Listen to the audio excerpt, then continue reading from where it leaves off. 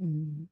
What's happening? What's going on? What's going on? Listen, I love that song, so I'm gonna run that thing once again. Everything is better when you do it twice. You know, like they say, they mad. You gon' leave for your amusement. Hey, I don't know what's going on over here. Telling the world we're tight. Tune in on Tuesday night, and we gon' get it right. I'm blazing topics that get you rocking, and with our ghetto kids, news ain't stopping. Now we are live right here on the Fire Show, putting a little heat to the word on the street. Rumor has it a whole bunch of things, but we're gonna put some heat on some topics on today. Got an amazing guest panel for you today that's gonna share some information that you can use. So again, it's your girl Yielded here. My co-host will be joining me shortly. We sending love all across the airways. For those of you that have not listened in before, not really sure what's wrong with you, I don't know what's going on with it, and I don't like it. So get yourself over here, get in the place, get your ear tuned in, locked in. Every Tuesday, we're doing what we do, put a little heat to the word on the street. Again, it's me, your girl Yielded. I'm going to go ahead and bring my co-host on in. Like I said, we got some panelists that are going to be joining us, but we're going to bring the co-host in today and get him all hyped. Lorenzo, what's happening out in those New York streets? Hey, what's going on, Fire fans? What's happening? Live from New York, it's the Fire Show. Let's get this thing going. Listen, y'all, we hitting this thing from coast to coast. We are actually broadcasting from Anointed Radio, which is housed and located in Las Vegas, Nevada. But your girl is sitting right in these H-Town streets. Lorenzo is all the way on the East Coast. Yeah, let me see. Never eat soggy waffle. Yeah, he on the East Coast out there in New York. You know, it's 4 p.m. here. It's 5 p.m. there. And if you're in Vegas, it's 2 p.m. So look, we all over the place. Don't worry about it, because we know what we got to do, because we wrote it down. And Lorenzo, you didn't send me the notes. I don't know what we got to do today. What are we doing? Oh, we have some very Don't tell them yet. They knows it. Don't tell them. The Saints, they want to know too soon, too fast. We got to let them, got to build up a little anticipation. I think I read it in the Psalms. It say no, that's not a psalm, is it? That's the wrong word. Anticipation. That's a song, but it's not in the Psalms. It is. David wrote it. No. Joshua. You know what? Don't worry about it, y'all. Again, Lorenzo is unmedicated, and Yielded is unmedicated. And obviously, shout out to Miss Janice, who is the famous Fire Night that is over there saying she saw something that said 5 p.m. Central Standard Time is 4 p.m. The Fire Show is not losing that time zone. If it said 5, that was Lorenzo. Yes, I'm on the East Coast. It's gonna start 5 o'clock on my time. She's following my page. That's why. Miss Janice, get off of Lorenzo's page. Get on the Fire page. Get over on the Yielded page so you can keep the time zones correct and popping. Now, Lorenzo, I'm loving all of this videography stuff that's going on in the background, but I'm cockeyed, so my eyes fall in all these videos. Loose your whole eyeball. Get straight. Undo all of this videoration. Oh yeah, praise God. Yes. Listen, y'all, this your girl Yielded. I'm so sorry that I guess probably we were not informed that the show is unmedicated, that we probably all need to be somewhere just sleeping and resting and getting ourselves together. And I say that, y'all, because they listen. Fire Nights, y'all know this is the Fire Church. So they out in the vestibule, and I can see them in the vestibule, and they looking like, what in the tarnation have we gotten ourselves into? But look, they're locked and ready over there in the background. We ain't gonna keep them out there too long, but we ain't gonna let them in just yet. Why? Because y'all haven't liked and shared the video. Y'all haven't told anybody that Lorenzo is over here with his green shirt on. Y'all haven't even told anybody that Yielded got on her pink. Come on, Faith, you better forward all issues to him. I'm loving it. Y'all didn't even notice that Yielded got on her pink shirt. Not yellow, not gold, but she got on her pink shirt. We're trying to give y'all a hint where we're going today. Y'all need to get up and they need to, I tell you, the people just need to listen. If you want to know why we got on pink, take a guess. Anybody that's here, take a guess. Watch Miss Janice. She gonna be the first one to type something. Block, when she type this one, block her, because she sings the solo too loud. You know that one singer in the choir that's louder than everybody? Everybody. And it's not really the one that can sing that well. Oh, okay, I'm sorry. I wasn't supposed to say that, was I? I wasn't. Okay. Look, now Miss Janice is making sure that everybody know that your page come to her page. We need to be praying for Miss Janice. Y'all lift your hands right now. Extend them toward Janice, last name Harris. Let her know that God is love and that the FIYAH family loves her. Let her know that it's okay, even though she's still getting acclimated. I think she's been working this new schedule for probably 4-5 months, but she's still getting acclimated to this new schedule. So she's confused about all the things in her life. So y'all pray for Miss Janice. We love her. We love all the love and support. So look, you know, my mom used to tell me what goes on in this house, stay in this house.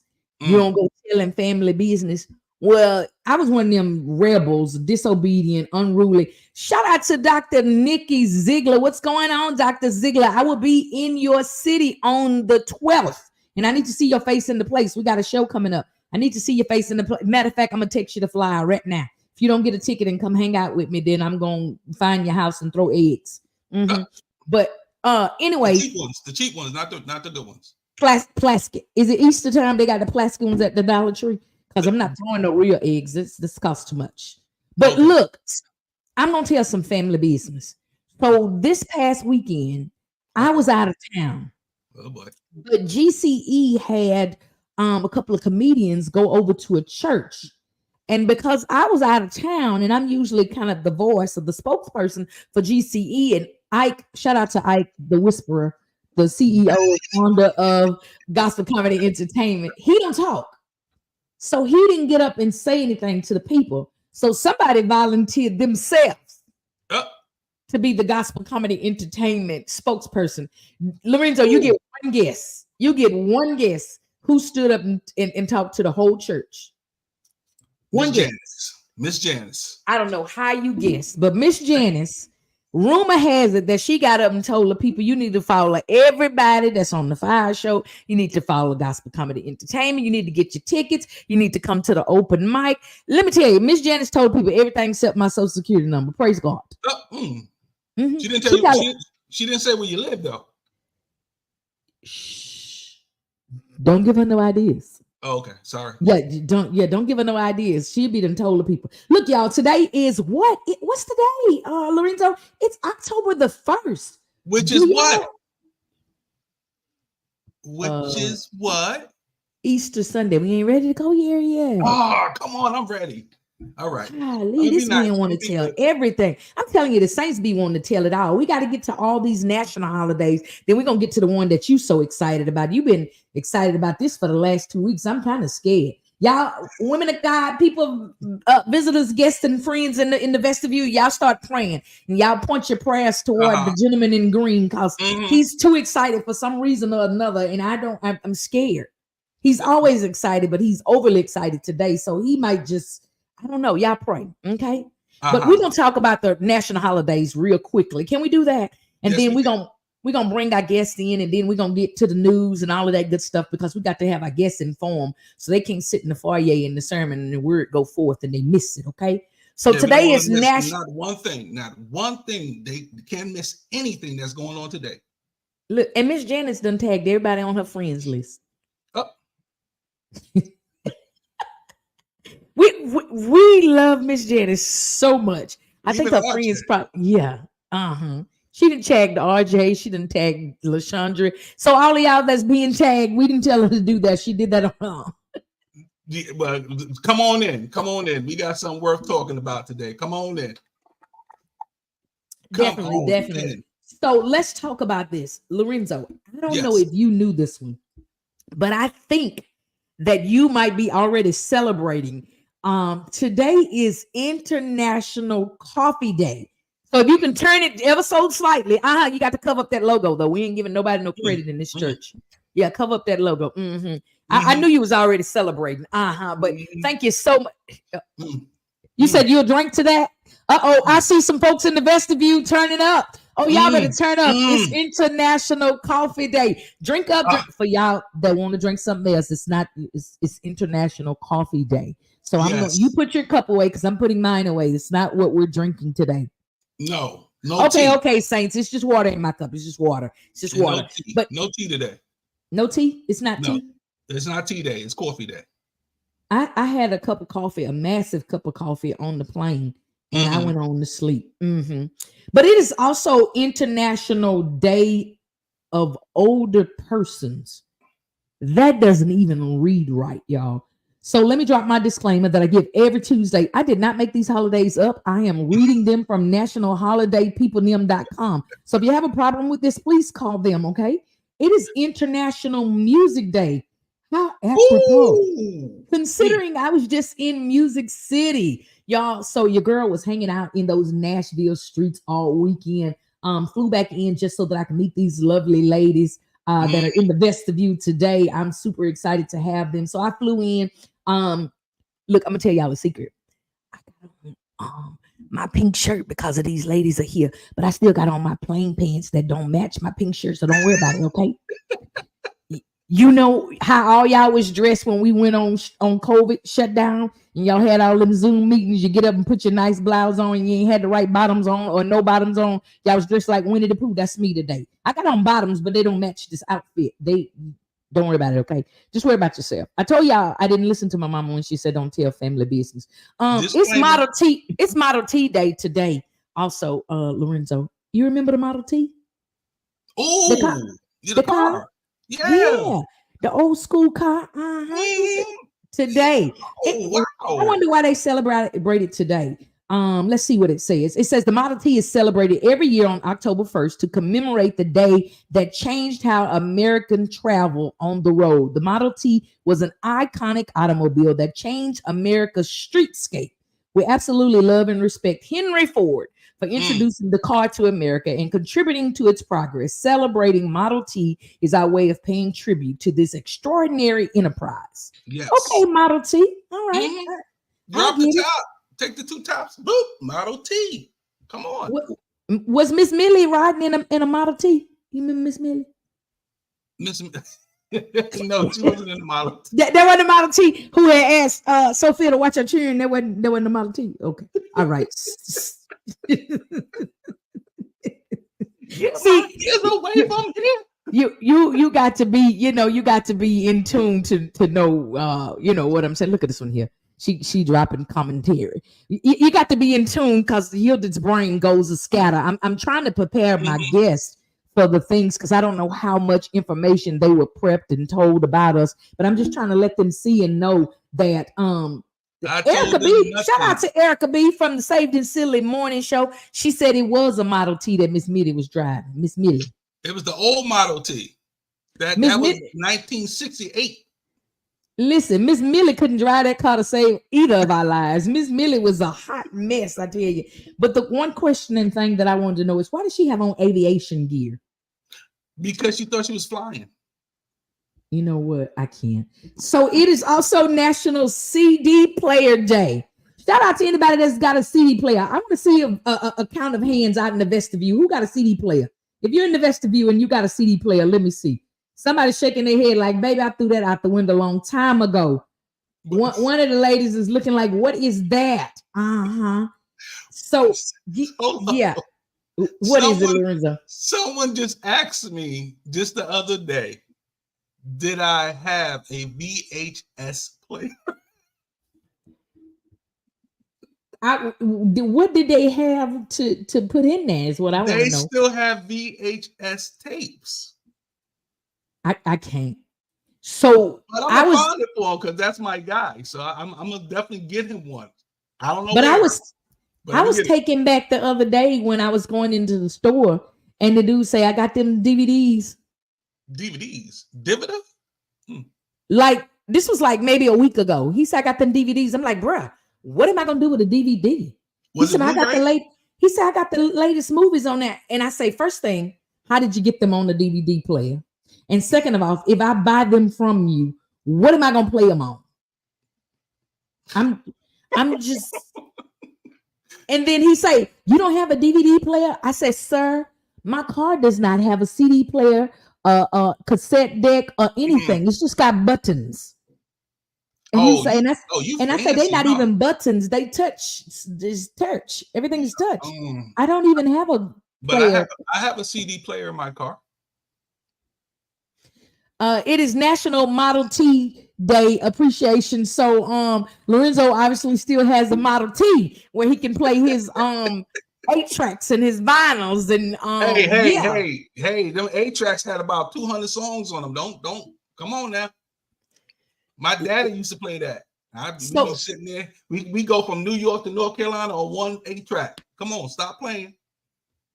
So look, I ain't trying to outdo you and your daddy in y'all 8 track, but my mama, before she decided to check up out of here in January, still had a big, huge, massive bar in her living room with the ends that had the velveteen. They had the red velveteen behind there, but behind the bar, listen, look, she took it, the velveteen. She liked that velveteen. It had the red velveteen and it had the strobe lights by the velveteen like this here, and it would light up. But behind the bar was a turntable and an 8 track. Do you hear me? A turntable. Yes, the old school. We had to put the nickel on the needle. You don't know nothing about it. Of course. And look, that the arm on the thing was long and narrow, and then it got fat right at the tip right there, and it had that little whisker that stuck out of there. That was the needle. I was so mad because they couldn't get that out of there for me. Let's move on. See, y'all see how I get caught up? Yeah, it had a little whisker, and I used to do it like this and rub it, and then she'd be like, "Why my needle skipping?" I don't know, Mama. She said the whisker. Yeah, and I would just be rubbing it. Yeah, but you be making a noise on it. That's when you. That's what. Yeah, that's how I knew I was gonna be a DJ. Oh, so in other news, it is October the 1st, National Yielded Need Medication Day. And God is good. Amen. Jesus will. How about that? Oh, I got something to say. Before we move forward, I got something to. What holiday you got? He said, Dre, I got something to say. Okay. No, that's some Ice Cube. Ice Cube said that. Anyway. That's the wrong church, Lorenzo. I know. I'm just saying. We don't listen to Reverend Ice-T in this church. Because, I just got a little sport thing to say. Reverend Ice-T, Ice Cube.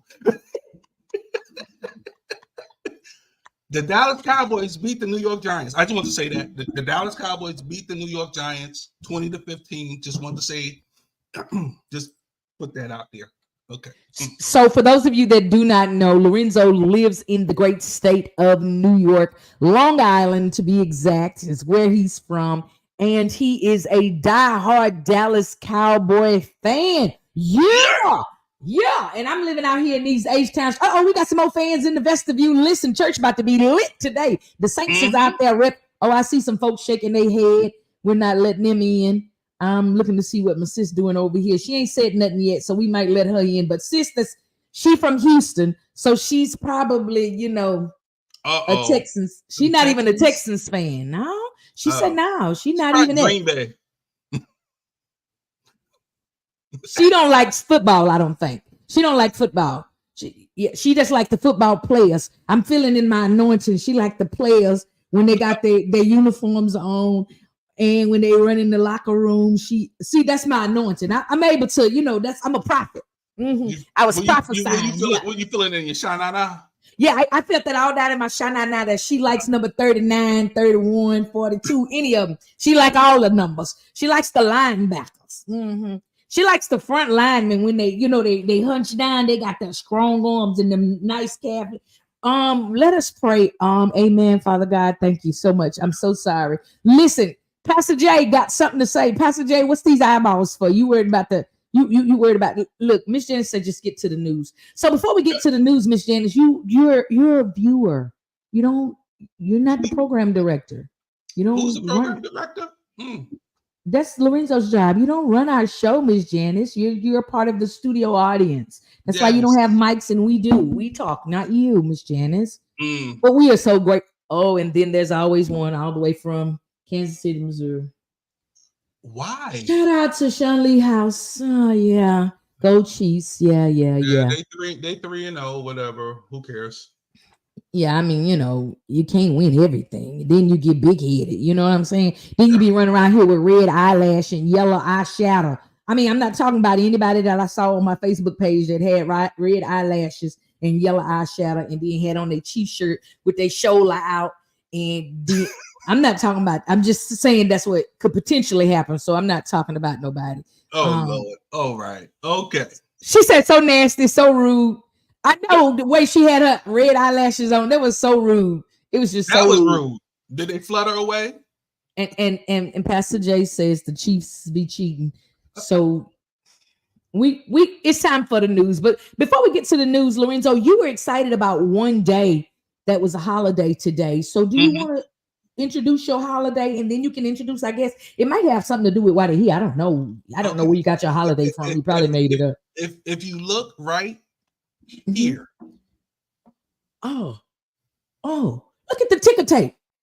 It's Breast Cancer Awareness Month. Okay, October the 1st. You're right. Okay, come on. Yes. You're going somewhere. If we follow you, you're going to preach in a minute. Come on. Hey. And today is October 1st. Well, and we're here to celebrate. Well, 3 beautiful angels. Well, we're about to bring them on. Hey. Let me stop. What's your tongue, Reverend? We're here to celebrate. See, people don't like to celebrate one another nowadays. We are actually here to celebrate these 3 beautiful women. Awesome. And the reason why is because right now is October 1st, which actually fell on our first day of October for the FIYAH show. So we get this started before anybody else. That's it. We're always in the front. Here, these angels, we call them angels. Why they angels? Come on, angels. Well, I like it.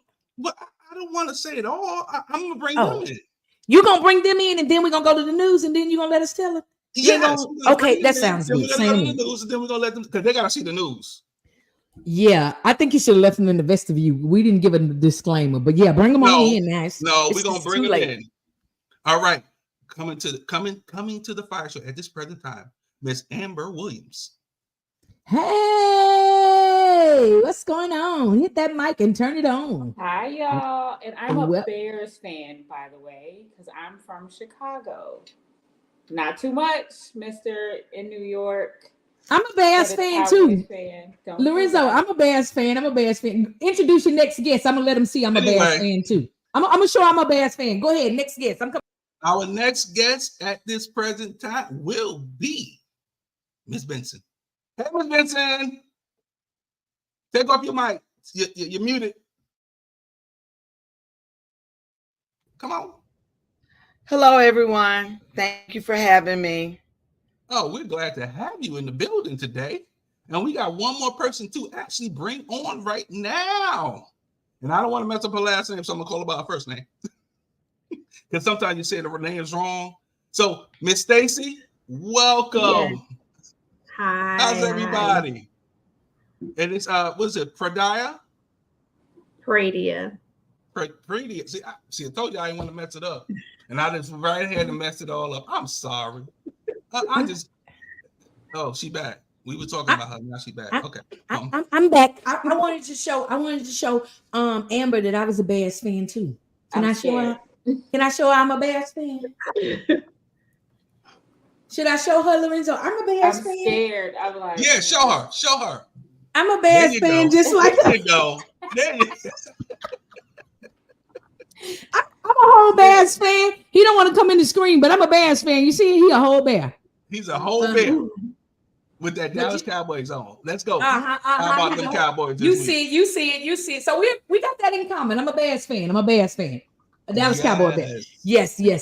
Awesome, y'all. But welcome, angels. Welcome, angels. Welcome. We're here to actually celebrate you guys. We are here to celebrate you for your struggles, for your strength, for everything. See, I don't want to get emotional. So what are we gonna do right now?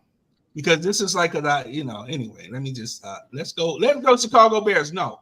Let's send a block and block them. The robot block them. Yeah, we about to start blocking people now. I mean, can somebody say something about the Dallas Cowboys at least? I watch Cowboys. Yeah. See, I saw her in the vestibule. She was excited. Yes, I'm not from Houston. I'm from Memphis, and I moved here from Seattle, Washington. So I used to ride with them.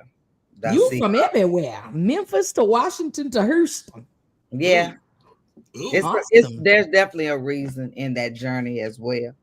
Okay, we might dig down into that thing. Not too much. We're gonna dig in everything. We are definitely on a dig.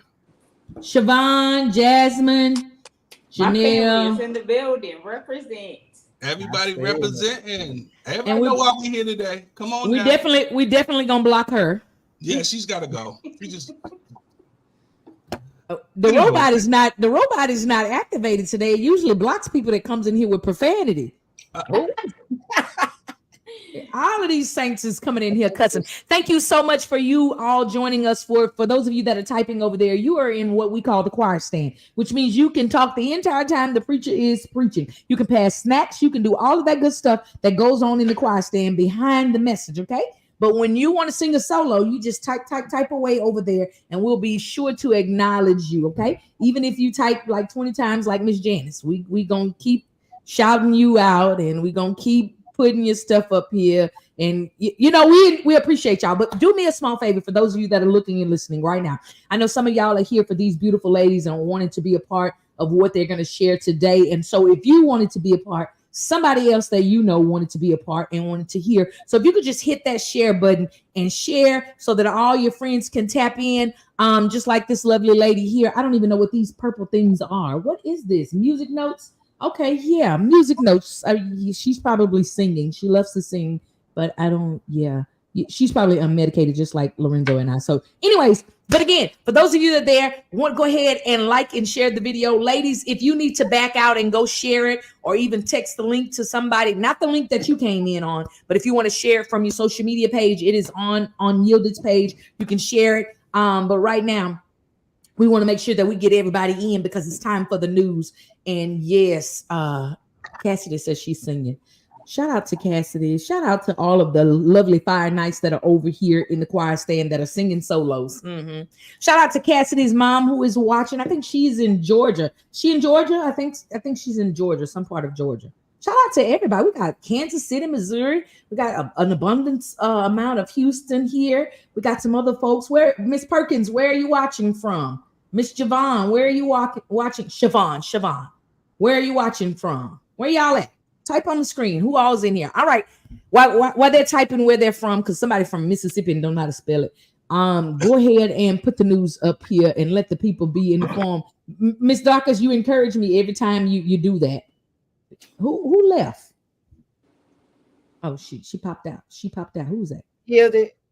Hey, Stacey. Hi. Could you say D, please? Because my D, yes, ma'am. It's enunciated Dorcas. And Dorcas. My apologies. Thank you for correcting us. I'm sorry. Us is me. That's why I didn't say her first name. See, I learned. It's D. You don't know. It's D. It's D. Okay. Dorcas. Okay, awesome. So I blew that already. Yep. That's coming out my check. Most I know. people do, and that's why I revert back to D because of the meaning. It's actually got you.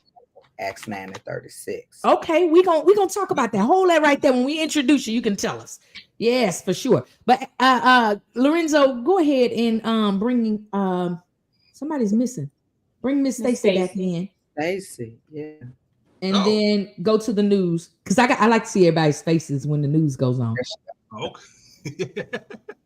So y'all pray, okay? If y'all haven't prayed at all today, this is time because this is news. So for those of you that do not know, may not know, we are totally dedicated to bringing you the news. It just so happens to be the newscaster is ghetto. So hence the name Dedicated News. He's ghetto, but he's dedicated. The Dedicated News right here on the Fire Show every Tuesday. Roll that beautiful bean footage.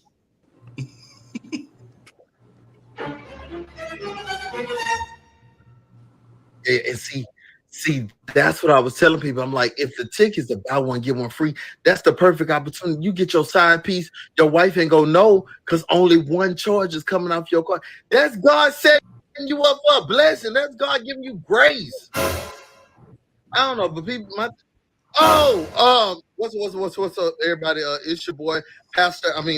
What am I? A cousin Al right here on the Fire Show. Who am I? I don't even know who I am right now. It's not outside. They said it's fall. We feel like summer. Y'all saw the flight. I hope you got your tickets, but we got to get to this news. The top 3 news stories of the week. Roll my intro.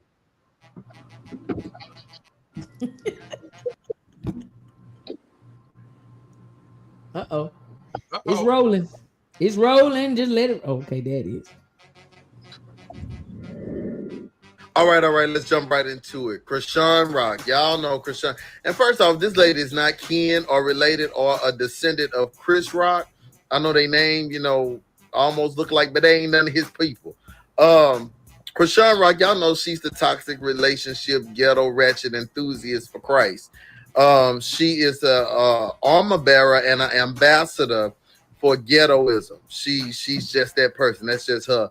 But lately, she's been trying to force herself on the Lord. She's been saying, oh, God is calling me out of this thing, and God is fixing me, and God is doing this, and God is doing that, and God, like, please leave me alone. Stop saying my name. I don't even know you. Like, God really getting tired of it, if you ask me. That's just if you ask me. That's in her book of 4.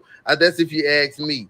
But yeah, she had an interview, and bless her, Lord. Touch her right now in the name of Jesus. Lord, I know you don't want to deal with her, but touch her, please, still, somehow. She said that she's leaving the cussing and the hard side of rap, and she wants to do hood gospel now. Now, what is hood gospel? You're probably asking, and that's what everybody in the world was asking. And this is how she kind of explained what she plans on doing for Christ. You understand the weight that you carry as a role model. Yeah, that's pretty much why I've been like undoing a lot and starting over. Pretty much. Yeah. I don't want to do worldly music no more, and just do like gospel or like a gospel. I would say. What is hood gospel? I want to know what hood gospel is. Like Yahweh, Yahweh, there's only one way and it's God's way. Yahweh, Yahweh, there's only one way and it's God's way. Took my baby to get blessed and they said it's for clout. I'ma do my best for me and mine. That's from here on out. No. Where's the Holy Ghost, LLC? Where I didn't feel nothing in that thing. That didn't do nothing for me. I'm sorry. No. I needed to feel something. I don't feel no ways tired. She sound 4 ways tired.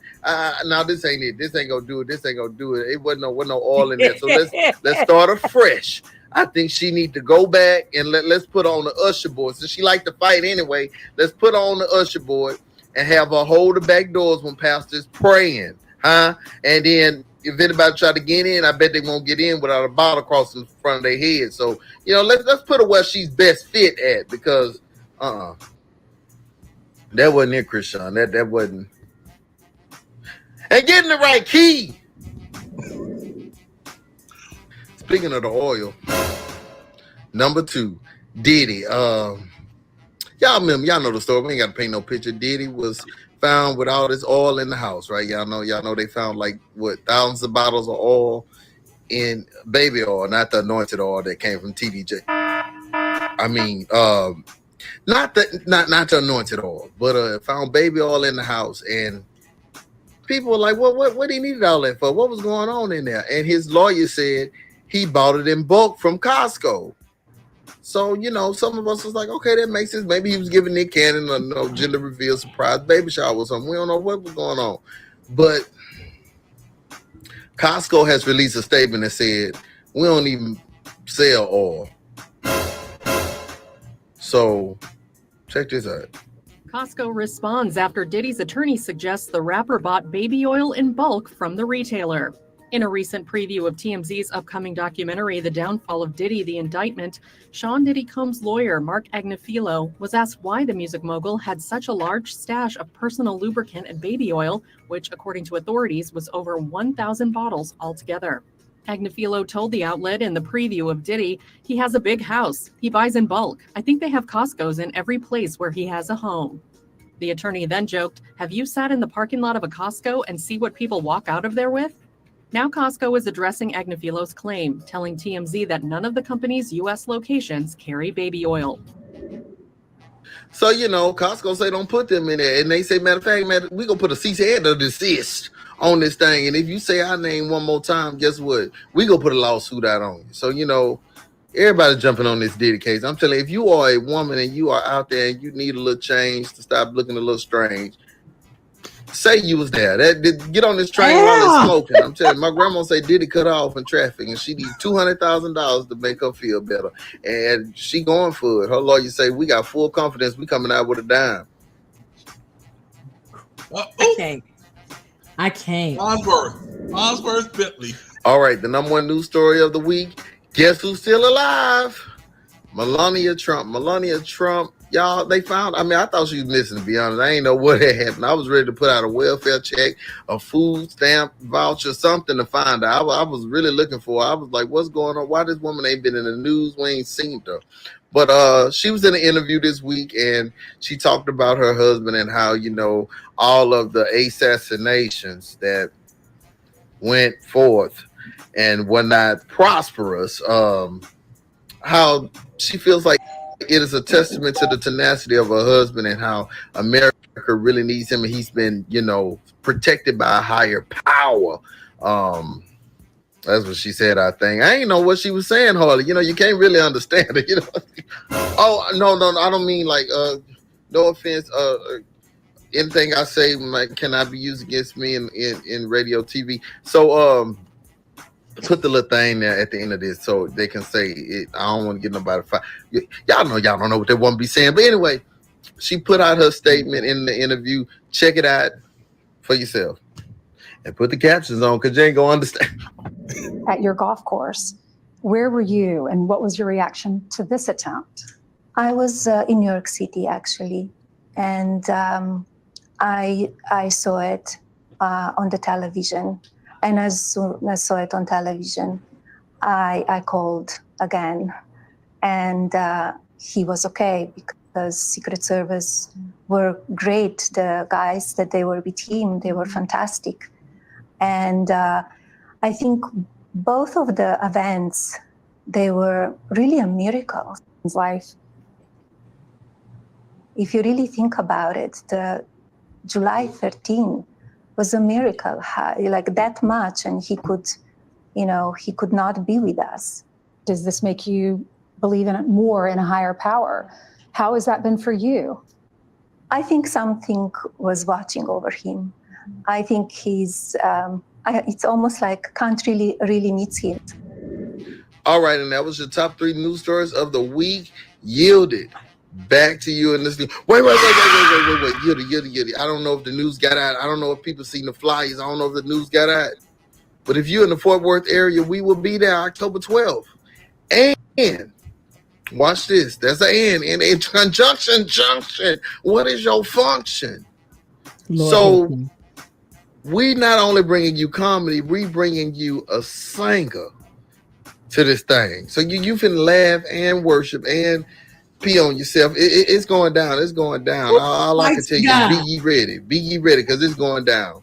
And, you know, somebody did send me an inbox and they said, Al, I want to audition for the show. But I said, Yielded probably going to say, you know, you're not quite ready yet. And she wanted to sing. She was really pushing to be a part of GCE. And I'll let the people vote. You know, maybe we can just show a little bit of her audition and see what y'all think.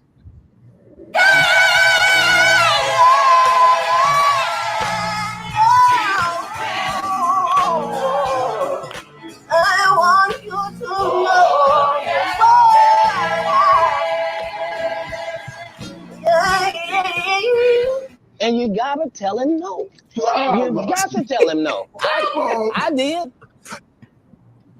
Al is out of here. Y'all not praying hard enough. Listen, the news gets more and more dedicated every week. I need the saints to start praying. We got some new prayer warriors over here. We got Stacey, we got D, and we got Amber. I need y'all to guide y'all prayers toward Cousin Al. The Lord already knows him very well. We pray weekly for Cousin Al. Sometimes hourly, because he sends me random messages. So I'm always praying for Cousin Al. So I need y'all to join me in praying.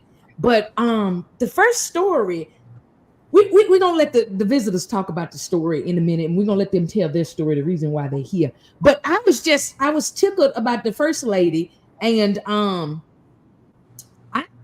also talked to some of the same people that she talked to. Lorenzo? Yes.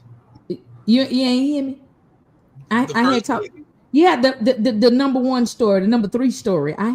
She had talked to Pastor Jamal Bryan, and I had talked to him too. She was talking to him about her spirituality, and what did she call it? Ghetto Jesus. What was she saying? Do y'all remember what she said? Y'all don't remember Hood either. gospel. Gospel. Hood gospel. Oh, hood gospel. Okay, yeah. She hood ghetto ratchet gospel, all of that. But I was talking to the man of God about matters of his heart. Yeah, y'all looking like y'all don't believe me. Stacey looking like this girl is just sitting there saying anything. Stacey, I'm telling the truth. Okay, don't worry about it. Y'all ain't got to believe me. Listen, Lorenzo, I want to talk to the man of God, and I want to let the people know that I talked to him. Can I show him that? Okay, I just wanted to let the people know, because they be thinking I just be making up stuff. I don't lie on Tuesdays. It's too close to Sundays. So yeah, but I did talk to the man of God. Did you just say it's too close to Sundays? Yeah, I don't lie on Tuesdays for that very reason. Oh Lord, no. What are we about to? See, I ain't lying.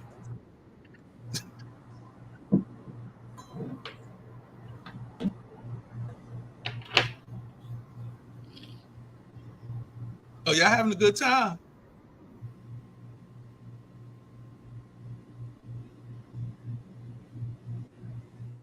Technical difficulties.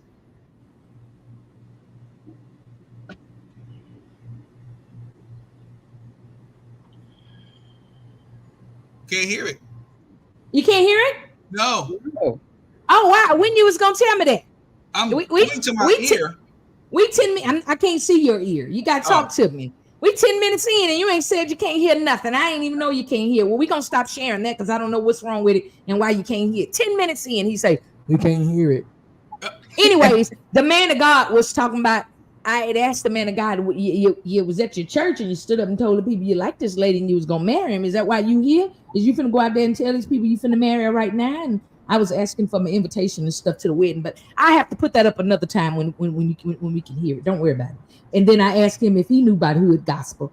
And okay, don't worry about it. Anyway, so Lorenzo, go ahead and introduce your guest. I got mad because y'all couldn't hear my interview with the man of God. Mm-hmm.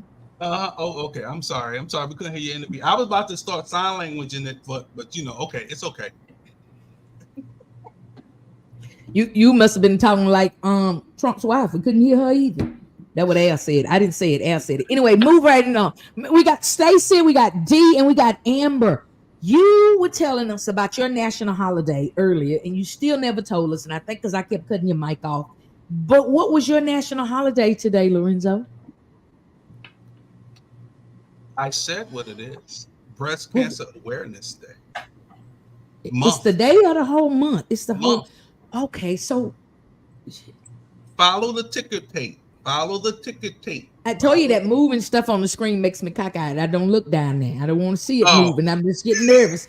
But so these lovely ladies are here, and we're super excited. As y'all can see, we're always super silly. But we definitely want the viewers and the listeners and those who will come back and watch later on to take note on this very, very important conversation on today. Although we're silly and probably going to add a little spice of humor into this very serious conversation, I'm going to drop my disclaimer now. Y'all get about 2 seconds, maybe 2 minutes of seriousness from me, but it's in spurts. So it's like 30 here, 10 here, but I don't want y'all to feel like she just making jokes. Now she unmedicated, okay? So y'all okay with that? She's definitely unmedicated. Okay. I'm trying to send her some stuff right now. Amazon gonna be at your door in a moment. I moved. Don't worry about it. Okay. But listen, I just want to take the opportunity first to say thank you all for coming on to share your story even before you delve down into it, because I know personally how difficult it is to have this very conversation. I've just kind of gotten to a point that I use it as part of my comedy. And so when I'm sharing with people, I just randomly say things and they be like, oh, seriously? Yeah. So I share the same sentiment, and I definitely, don't want to take from where you guys are going to share your story, but just know that if you see my silly, is how I deal with my own pain and my own issues in my own life. So I want to start. I want to start with A for Amber. I want to start there with Miss Amber. So tell us a little bit about who you are, where you're from. What's your life? You got married, you got children, you like football players. Just let us know all of that. Not your team. We don't want to know your team. Just if you like the players. Thank you, yielded. So I'm Amber Williams. I am a Chicago native, but I do reside in Houston. I've been here for almost 2 years. It's warmer here, so I like it here. I don't like the football teams, but I like the weather. It's warmer here. So I'm originally from a suburb called Aurora, Illinois, but we say Chicago because nobody really knows where that is. I am a mother of 3. They're 24, 18, and 9. And I am a probation officer for Harris County, but I'm also an author, a makeup artist, an esthetician. She can clean your face, put your makeup on, and put you in jail. Yes. and no handcuffs, read you one please. of my books. I'll be fine. So she can put you in the back with a book. That's amazing. Awesome. All right, so that was the story short about who you are. We're gonna let everybody else introduce themselves in the same manner, and then we're gonna pull us all into where we all share this common love. Come on in. Let me see where I'm gonna go. I'm gonna go down here to Miss Stacey, cause Miss Stacey, she kind of, I see she gonna be the quiet one. Lorenzo, this the one we gonna pick on. Lorenzo, we gonna make her talk. Yeah, she's very quiet. That's the one. All right, welcome Miss Stacey to the Fire Show. Hello. I'm Stacey Pradia. I'm a native of Houston, Texas, 5th Ward, Houston, Texas. At that, born and raised. I have one son. He's 15. I am in the real estate industry, entrepreneur, have my own real estate company and title company, and been doing that roughly about 20 years. That's pretty much it. Okay, awesome. 2 siblings, an older brother and sister, and love it here in Houston. Awesome. She needs some medication too. She loves Houston. Okay. Yeah. We're gonna get you some cream or spray or something. Something needs to fix that. Yeah. This little hot raggedy traffic. Yeah, little hot raggedy traffic, raggedy road. Yeah, got good food. Got some good here. ACs in your cars. They got good food here. But yeah, anyways, but I've been here 20-something years, so I'm not sure why I'm saying any of that. But nonetheless, we're going to move on down here. We went from A to S. Now we're going to D. How about that? Y'all like that? Yes, I know my alphabet. Yeah. Come on, Miss D. Hello, everyone. Again, thank you for having me. I'm a native of Memphis. I was born, bred, and raised in Memphis, Tennessee. I moved to Seattle, Washington. And that was due to me that was a big transition. I had just gotten out of prison. I was trying to change my lifestyle, basically. So I went to Seattle, stayed there almost 30 years. After getting laid off after 18 years working with the same organization, COVID hit. I left through the dot, bam, landed in Houston. I love the weather. I love the food. I love the activities. I have 3 grown children. My oldest is 41. My daughter just turned 36. So my baby boy is 33. Oh. Come on, Miss D. And you need to get back over in that light. Go back that way, because I don't believe anything you just said. Get back in that light. Let the saints look at you. 30. What's the oldest one? My oldest is 41. He'll be 42 in February. I'll be 61 Friday. Clearly, she got a trick light over there, a trick camera or something, because you ain't looking 60 nothing. Praise God, from whom our blessings flow. I do. Listen.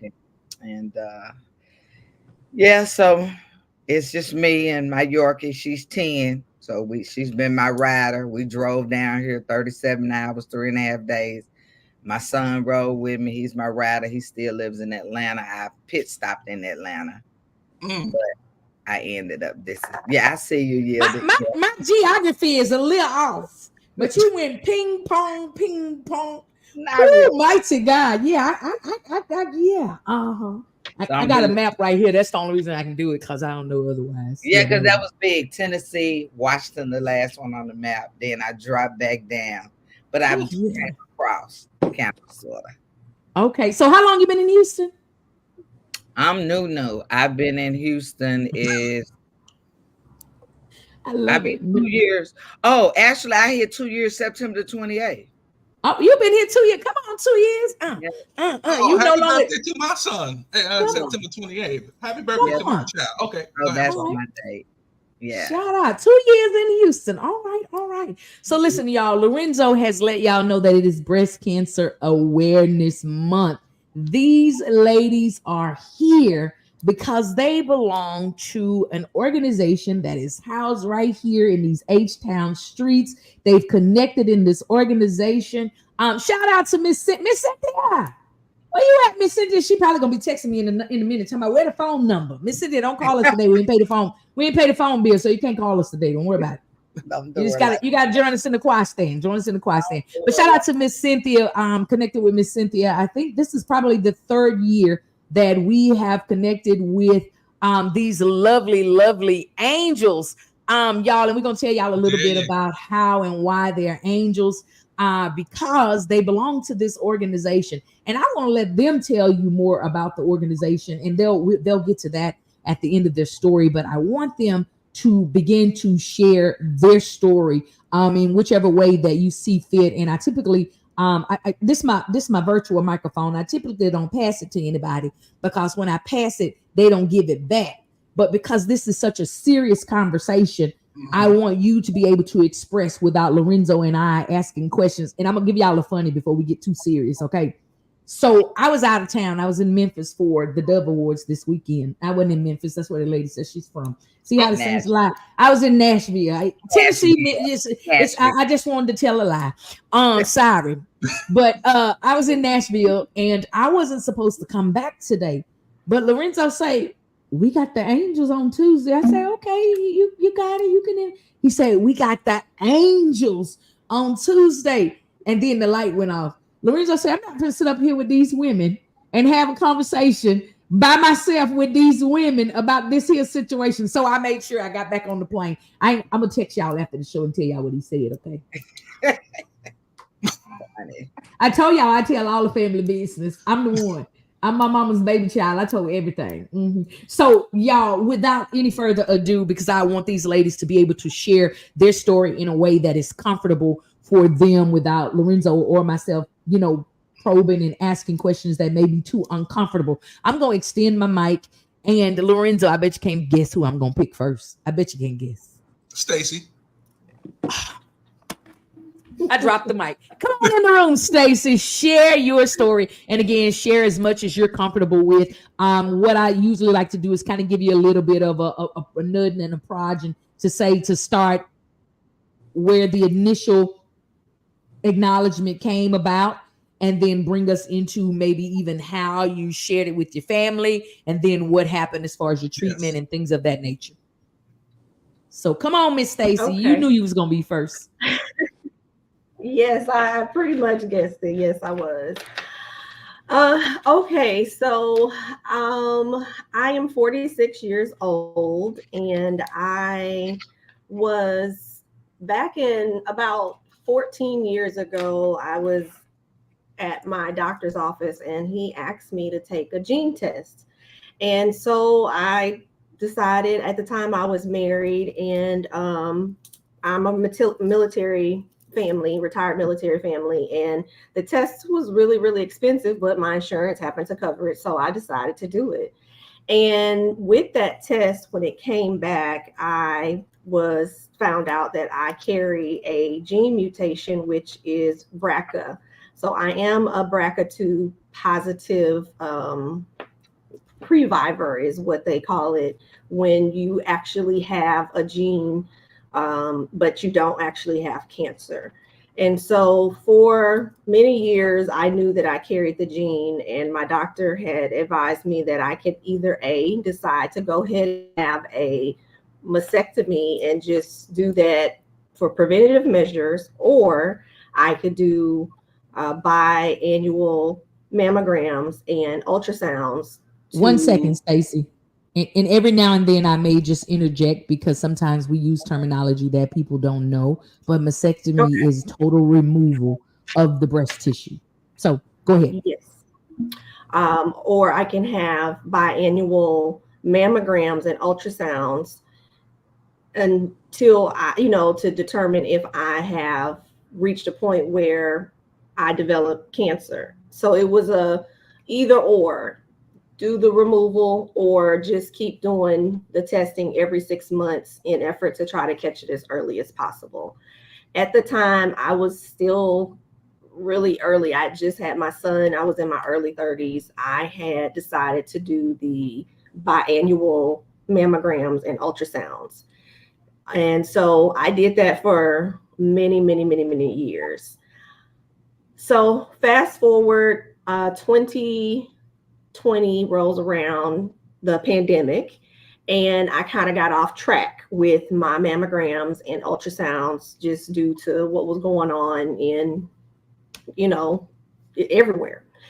And I missed the whole year basically with doing that. Then about a year after that, I just had began feeling extremely fatigued. It did not matter if I had slept 2 days or 2 minutes. I felt the exact same way. I just didn't feel good. So I kind of knew something wasn't right, but I never put it as cancer.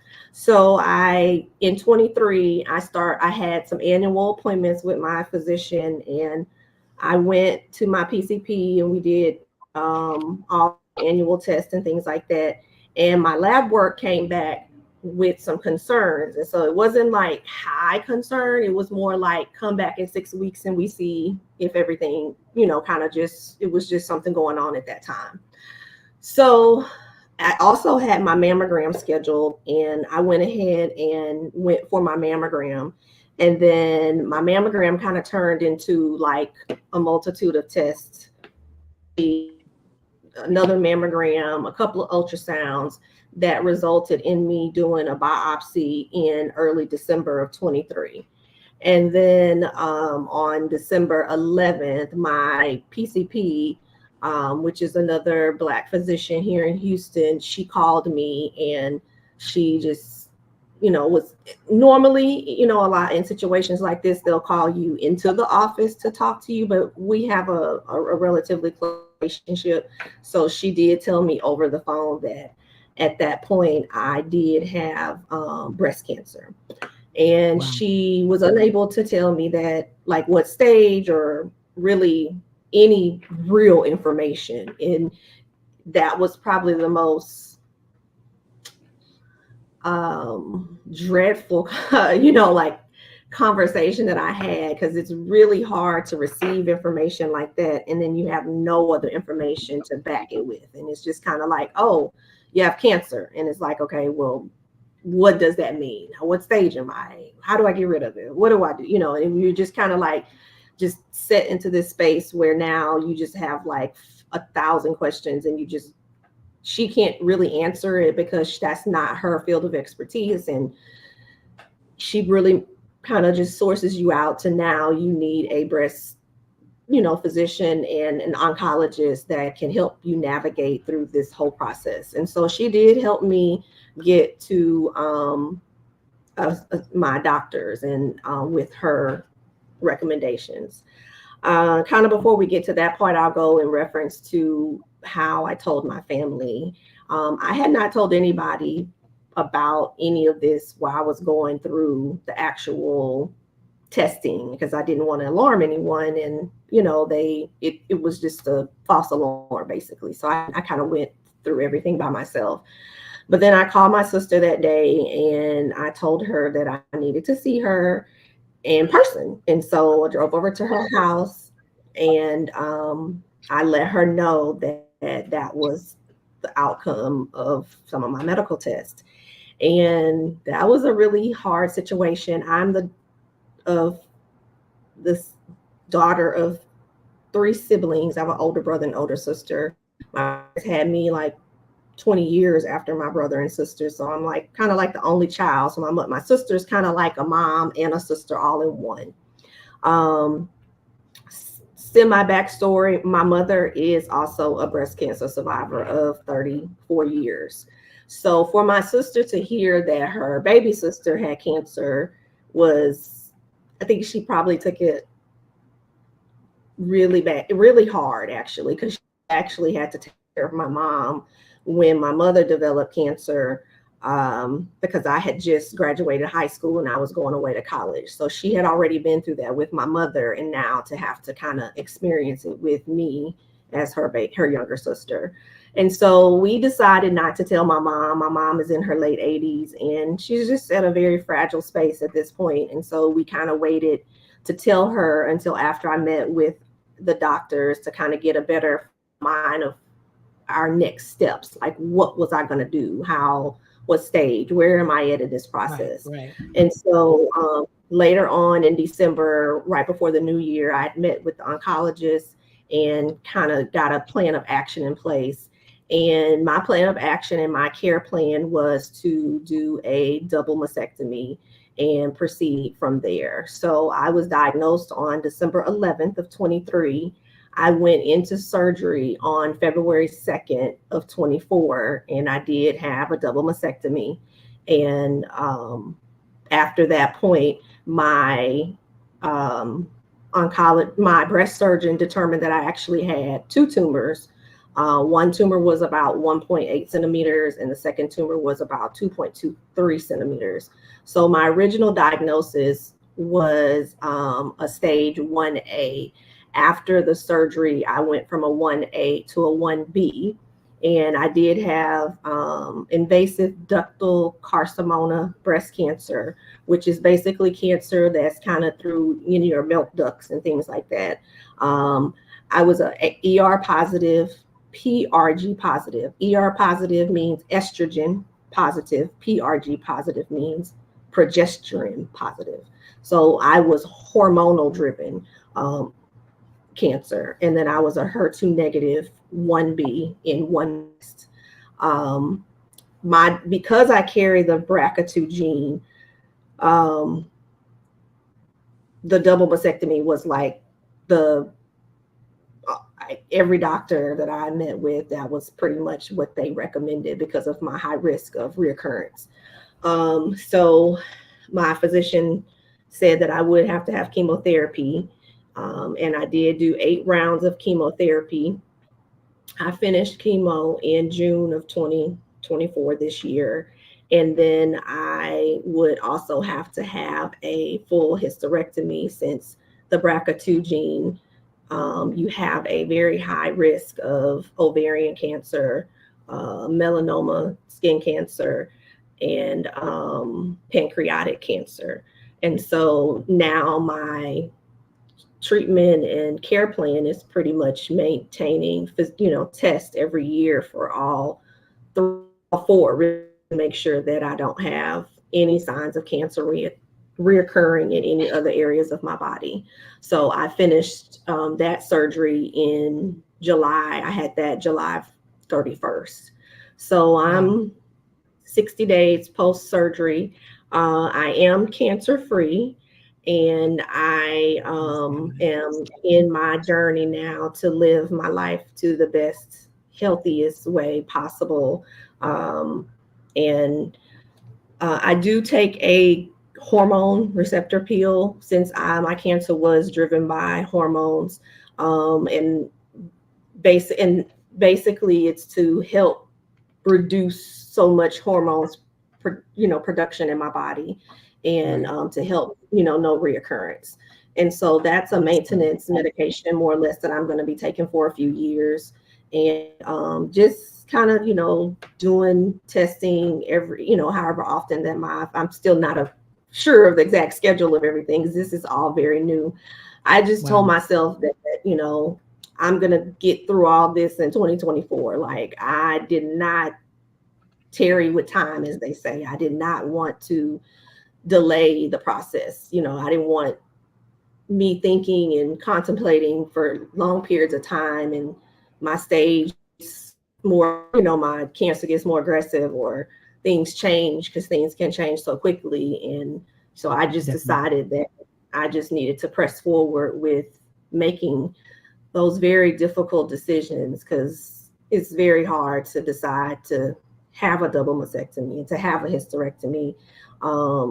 At a very, it's a very, very difficult decision to do that.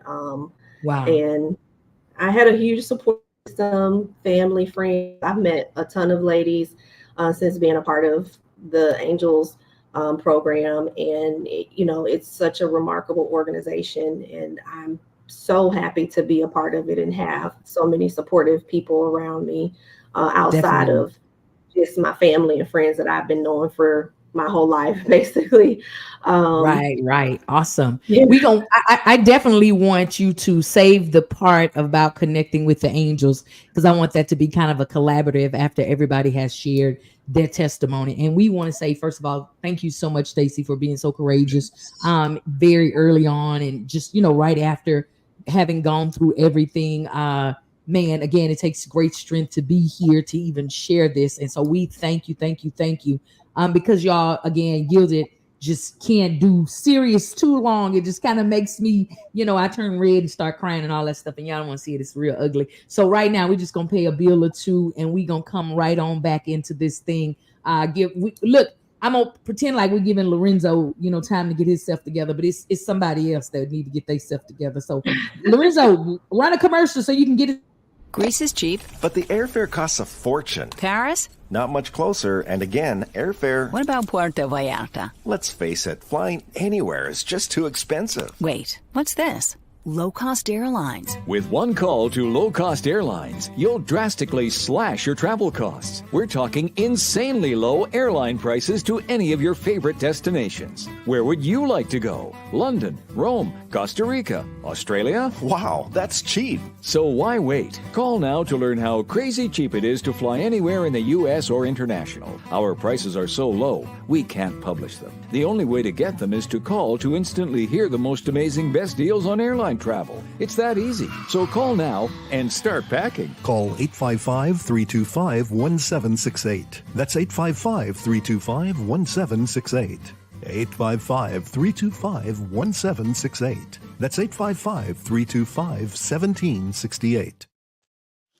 Goodness, Lorenzo, I think you found the shortest commercial in the world. But thank you so much for that commercial. Welcome back, guys. For those of you that may be just tuning in, I don't like it. I don't know where y'all been. We've been here since 4 o'clock. Where y'all been? Listen, it's your girl Yielded here, and of course, my awesome, super fantastic co-host Lorenzo. Shout out to Mike O, who is somewhere in these H-Town streets doing only God knows what. He's probably selling a house or something. He's the fire realtor. He's out in these streets doing what he does to help make the community great. But again, Lorenzo, the best co-host. Shh, don't tell Al or Mike O. But Lorenzo is the best co-host ever. They should have been here, and then I wouldn't have been able to say it. But anyways, thanks, Lorenzo, for that commercial. Next time I say you need to get yourself together, give us a long one so you have a little more time to get yourself together. Goodness gracious. But y'all, again, if you're just tuning in, we have some amazing ladies that are here sharing their story on today. Again, it is National Breast Cancer Awareness Month. And so what we are doing is allowing these ladies, because the word of God says that we are overcomers by the blood of the Lamb and the words of our testimony. And our prayer and our goal is definitely to allow these young ladies to share their story, to let you know not only have they overcome this thing, they're now angels surviving. Yes, surviving cancer. And so that means that they're still on the other side of this thing. And the one thing that I have to pull out of Stacey's story, again, she was already ahead of the game in knowledge on some of the things, knowing her genes and knowing all of the things that could potentially happen. But even in knowing, life happened. And she said she got behind on the testing and all of that thing. And so what I want to pull from that particular story is the importance of making sure that you stay on top of all. I got one friend say, I don't go to the doctor, I don't get sick. That's not the reason you go to the doctor. You don't go to the doctor because you're sick. Understand? I got close to the camera. Am I close enough? Can y'all hear me and see me? That's not the reason you go to the doctor. But again, the importance of being able to stay on top of your health, to know your body, to know what's going on. And one of the key things that she said, even though she didn't go to her appointment, she began to notice something was going on with her. She was tired. She was, no matter what was going on, she was just tired. know your body, y'all. So Yes. again, go to the doctor, know your body, go to the doctor, know your body. And then as these other young ladies, Lorenzo, are you writing this down? These are notes. You got to put this out. It's gonna be a pop quiz after the show. The people got to, you got to write this down. This is the mic and a pen. So, but anyways, don't y'all again, that's my way. That's my way. Don't worry about it, Miss D. Don't worry about it. So, Miss D, I feel like there's a lot of other stuff that we gonna dig into with a big shovel. So I'm gonna bypass you this time, and I'm gonna go back over here to Miss Amber because you already done zigzag across the map, so I can zigzag across here if I want to. So I'm coming back up here to A for Amber. And Miss Amber, I would like just for you, just as Stacey did, to kind of share her story, because I know I can ask some questions, and I'm sure Lorenzo's got 1,000, and I can't promise you we won't put them out there before today, but we want to just let you share first, and then we'll ask some questions. Come on, Miss Amber. Mine's complicated too. Uh-oh. All right, Lorenzo, get the paper and pen. Let's write this down. Hold on 1 second. People don't follow. She said, y'all wait till I get ready to do my part. Now y'all want to talk. I heard what you said. I saw your lips. I read now somebody want to knock at the door. I'm like, where y'all been all this time? Like, what are we Get doing? away from the door. Leave her alone. Being on the phone. That's like being on the phone. It's 3 of them, okay? It's 3. So it just is. It is what it is. I'm hungry. Quiet, please. Thank you. Can we have a snack? It's the big one too. It's the 24-year-old. So you think she would know, okay? But Mama, can you cash out me? Maybe they don't. Coming in. They don't So know. my story is complicated, very much because I was diagnosed 2 separate times. Wow. So we'll get into it. So I was first diagnosed in January of 2019, and I. For a few years prior to that, some things were going on with my left breast, and I was like, I don't know what it is. I always went for my annual checkup. I had my youngest baby about 4 years before that, and I just I don't know, it's nothing, right? It's not anything, and I kept going, but I was too young for a mammogram, so I didn't worry about it. I brought it to my gynecologist and was like, something's going on with my left breast, but I'm not really sure. And she was like, we'll take a look at it. And as African-American women, they talk about your breast being dense. And she was like, we'll go and see. And there were little, very tiny cysts. And so she was like, we're just going to monitor it. And we were monitoring it, but I wasn't needing to go in, like yearly. She was like, we'll just kind of check it, do your self-exam, it should be fine. Well, like Stacey, I was feeling tired, and I was just like, I don't feel like myself. And on top of that, on the left side, now I can start to see something protruding out the left side. And I was like, we probably should talk about that. Go in for a mammogram and an ultrasound. And immediately they were like, you need to come back tomorrow for a biopsy. And I know I've had some other health situations, and I know my body. So I was like, something's not right. And I came back the next day for my biopsy, which they don't put you to sleep for, and it's very painful. And especially depending on where it is, even more painful. And so they were like, okay, we have the result, we'll have the results in a few days and we'll give you a call. I got a call the very next day and was like, we're sorry to tell you, but you have breast cancer. And I was like, what are you talking about? No one in my family has ever had breast cancer. We have other health issues. So I was like, what do you mean? I was very much in shock. I was married at the time, so I had to tell my husband at the time, and my oldest daughter had just left she was in college. And so I was like, how are we going to tell her? She's away at school. I don't want that to deter her. And then I had my 2 younger children at home, and I was like, I don't know how to navigate, how to tell them. I lived in Austin at the time. Austin isn't necessarily the place for medical care. They're known for tech things. So I immediately had a bunch of a breast surgeon, a radiation oncologist, a medical oncologist, like 4 or 5 different doctors. And we started the going testing every day. And I went to one hospital organization where you would be affiliated with a hospital and the doctors, right? And I didn't like that.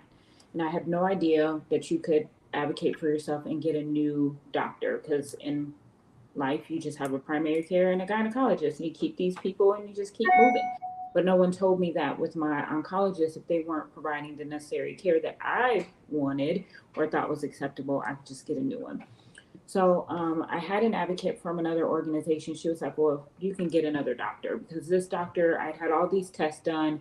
Chemo wasn't going to work for me because the tumor was not responding to chemo, but she was pushing that I would get chemo. And I was like, that doesn't make any sense, because if chemo doesn't work to shrink it, why do I need chemo? So I changed to a different doctor practice. That lady had been practicing medical oncology for 25 plus years. And so she was very thorough. I went through, so I was diagnosed in January, and by October of 2019, I went through what they call unilateral mastectomy. So I chose to only do the left side, which was, I was like the left side. Yeah, I'm defining terms. That means one. So unilateral was the left side because it was only on the left side. So I just chose to have that surgery, mastectomy on the left side. And then I had immediate reconstruction, which they call deep reconstruction. So I kind of got a tummy tuck with not all the fancy things on Instagram. I didn't get all curved and snatched and whatever. Snatched up. Okay. All right. No, they just used stomach tissue to reform my my left breast. And then I went through 28 rounds of radiation. And then by October 10th, I was done. And that healing, because having a tummy tuck, getting your breast done, that was a very extensive, very long process. A lot of healing went into that. And at the same time, we all know this is Breast Cancer Awareness Month, and also I heard a little birdie told me that domestic violence is near and dear to someone as well. So it's all in the same month. And then I was also going through a very terrible marriage at the same time, and I was married to a narcissist. So I had to heal in a couple different ways. It was a disaster. I ended up having to go back in and have another surgery. I too had to have a hysterectomy because it was ER and PR positive, like Stacey explained, estrogen and progesterone positive, and I didn't need to produce those hormones. So I went back in and had a hysterectomy, which was fine by me because I got 3 babies, and I was like, I'm over this. Take it all. I don't need it. So I was kind of fine with that. But again, trying to heal, be in a marriage that I needed to get out of, it was wild. So then I spent 5 years in remission, and then May 2023, I all of a sudden am having this pain in my left leg, like it kept going numb. I never had sciatica pain before, even with my babies, where people are like, when you're pregnant, it normally happens. I never had that. So my leg would just go numb. I'd been back and forth to the ER, and again, I'm new to Houston, but before I moved here, I knew something wasn't right. So I reached out to my medical team before I moved to Houston, because I was like, I just don't feel well. Can you please run what they call tumor markers, right? And tumor markers gauge cancer cells in your body. And that's something you want to be on the low end of, because if it's high, that lets you know that there's cancer cells in your body. And when you've had cancer once, the high probability of you getting it again is just crazy, whether it's in your family, which mine was very low. I had a less than 5% chance of having a reoccurrence, but here I am.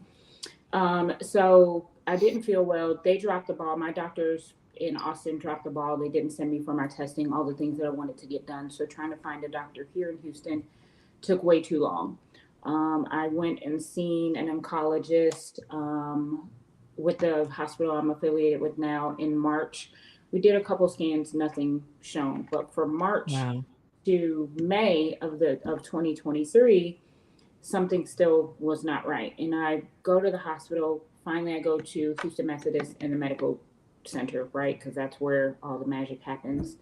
And I was like, something is wrong. At this point, I couldn't even put pressure on my leg. Like, I could barely walk. And if you've ever been to the ER in downtown Houston, it's a little eventful. There's all kinds of walks of life. So I'm there for many eventful. It was, yeah. I had a neighbor who was pretty entertaining. Is how I'll put that. But the doctor, this is well after it's going on 11. I've been there since a good 5 or 6 o'clock, and it's now 11 o'clock. And he pulls up a chair, and I was like, oh, this is not good. No. And go ahead, you gonna say something, Lorenzo? I just said, oh. No. When Yeah, they do he that, I already know it's. yeah, he was like, I hate to tell you, but you have about a 5 centimeter mass in your what they call sacral lesion on your spine, and it is consistent with what we think is breast cancer. We're admitting you. So I got the pleasure of being in the hospital for about 16 days on death's door. It went from not being able to walk to not sure if I was going to make it. So I was on a bunch of steroids. They were just trying to figure a ton of things out. You're kind of in a waiting phase until they can really figure out. Like I still had to have another biopsy, which having a biopsy on your spine is wild.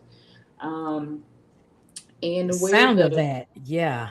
And it's not in your. It wasn't on my bones. It's in nerves. So it's nestled in it, like kind of in wet. The tumor is kind of like in a web, if you will. So having to be strategic, surgery is not an option. If I were to surgically remove the tumor, it would cause all kinds of bladder, stomach. I would have to have a colostomy bag, just all kinds of things. So a bunch of medicine, and for 16 days, 5 rounds of very high-powered radiation. But I was to the point where I was on a lot of pain meds, a lot, because there was nothing would make it feel better, nothing at all, until I had radiation. So by the fifth treatment, I was able to kind of walk. So I went from not being able to walk to a walker. You know, in my mind, it's like what 80 or 90-year-olds use, and I was like, I'm not using that. To a cane, but by the 16th day, I said I was walking out of the hospital, and that's what I chose to do. So by the grace of God, I was able to do that. Again, it was a very long journey. So I am currently, though, tumor still there. However, there is no evidence of any cancer cells within my body at this moment. Praise God. Yes. God is amazing. God is amazing. And I again, y'all, I know that you guys are used to tuning into the Fire Show and you see all of this silly craziness and Lorenzo's just being extra and just doing the most. But today we're definitely allowing the microphones to be in the hands of these ladies because we want for you to hear, we want you to hear the heart first of all. And the ultimate goal that we hope to obtain and to achieve on today is for you to be informed to a couple things. Number one being that God is able. That's the one thing that we want you to pick up from this, that in the midst of all of what seems so devastating, so much, so heavy. I mean, and I don't know any of these ladies' background prior to this, but they are so in tune. They're pronouncing all of these medical terms and all of these things. And so this kind of took over their life. And it did take over their life. And and you heard Amber say that she was at a point of not knowing whether she was going to live or not. So this thing is serious. And so the number one thing is first to know that God is able. Number two thing is for you to make sure that you are doing all things that are within your power. And I know you say, oh, well, God is able, God is capable, God. Yeah, but God didn't bring us here to be ignorant. So we need to be informed. We need to know what's going on in our body. We need to understand that there are things that can be done. And I'm going to say this, and we probably need to drop a disclaimer, but I'm going to say it with my chest. I think it's absolutely ignorant to not go to the doctor. Oh, I don't want to know. I don't want to. And we as a race, unfortunately, have this mindset. I don't want to know. I can't handle that. I can't do it. You can't afford not to do it. You can't afford not to know. You can't afford all of these different tests that they say are age recommended. And oh, when you're about to turn this age, you need to now start doing. I'm not doing that. Ain't nobody sticking. Ain't nobody. All this ignorant stuff is the reason why we're leaving here in mass numbers, y'all. And I'm very passionate about it.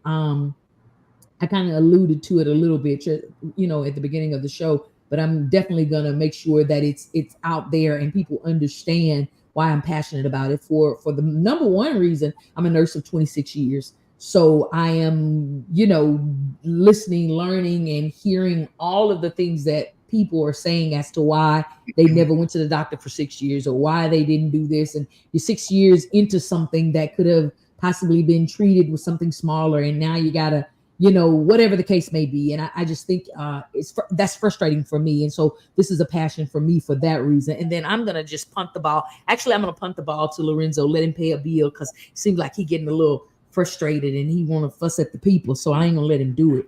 And if y'all had noticed, usually when I'm saying Lorenzo, it's me. So Lorenzo, go ahead and run a commercial.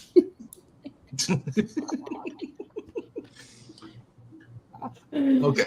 Hey there, travelers. You going somewhere? Need a hotel? Then call Hotel Wiz anytime, day or night, for rates too low to publish. You can save up to 75% on over 500,000 hotels across the globe and get our best price guarantee with no booking or cancellation fees ever. We've got some of the lowest hotel prices you'll find in New York, Chicago, Las Vegas, San Francisco, Washington, D.C., and a lot more. Don't waste your time surfing for deals. Make a free call right now and find deals too low to publish. Save up to 75% right now with no cancellation fees. And to make it even easier on you, we're here 24/7 to help. So call right now. Bookmark us in your cell phone. Whatever you need to do, just pick up the phone and call this number for hotel deals that'll knock your socks off. Call 877-801-8832. That's 877-801-8832. Again, that's 877-801-8832. Call now. How would you like to go on a 5-star vacation for just $99? We're talking about the quality of a Westgate resort for $99. Not for one night, but for 3 fantastic nights at one of their luxurious destinations across the United States. And you'll even get a free $100 Visa gift card just for making a reservation. We've got some of the choicest destinations that you'll love in the United States that you can choose from for just $99 for a 3-night stay. Take your family, take a special loved one, but get away. Go on vacation with Westgate Resorts. Call now to make a reservation for just $99, and you get a free $100 Visa gift card. Call Westgate right now and book your vacation. Here's the number. Call 888-906-3323. That's 888-906-3323. Again, 888-906-3323. Well, welcome back to the Fire Show. It's your girl Yielded, and my co-host, the best co-host today, anyways, is who is that? I didn't know you was in here. Hey, Lorenzo, how you doing? I'm so sorry. I'm fine. I'm wonderful. I thought you was rolling commercials. I didn't know he was here. I'm sorry. I came back just you to came hear back. you say that. Oh, okay. I'm sorry. I think just like one commercial ago, I said you was the best, and then I don't know. So it's something in here. Just pray. Just pray. But y'all, we are having an amazing time here on the Fire Show. Yeah, amen. Amazing time here on the Fire Show. If you're just tuning in, you're late. We've been here since 4:00 and it's 5:29. Listen, we're gonna get what's coming up at the top of the hour. It's the Eye on Likes. Get an opportunity to share and testify the things that just flat out dog right get on your nerves. So we're prayerful that these ladies will hang out with us. Because I believe Miss D is gonna give us one of the best Eye on Likes. I don't know why, because I just feel like she just gonna tell it how TI is. But again, we have no. I think Amber got an Eye on Like. She got one. You know what? I might have I'm gonna tell you who usually have the best one. Stacey, the quiet one. Because they ain't said nothing to nobody for all week, all month, and then they get on here and they just rattle them all out. And I don't like, and it be so specific. And I don't like when a boss come in your office with a blue shirt on and she stand in the corner and be like, whoa, come back.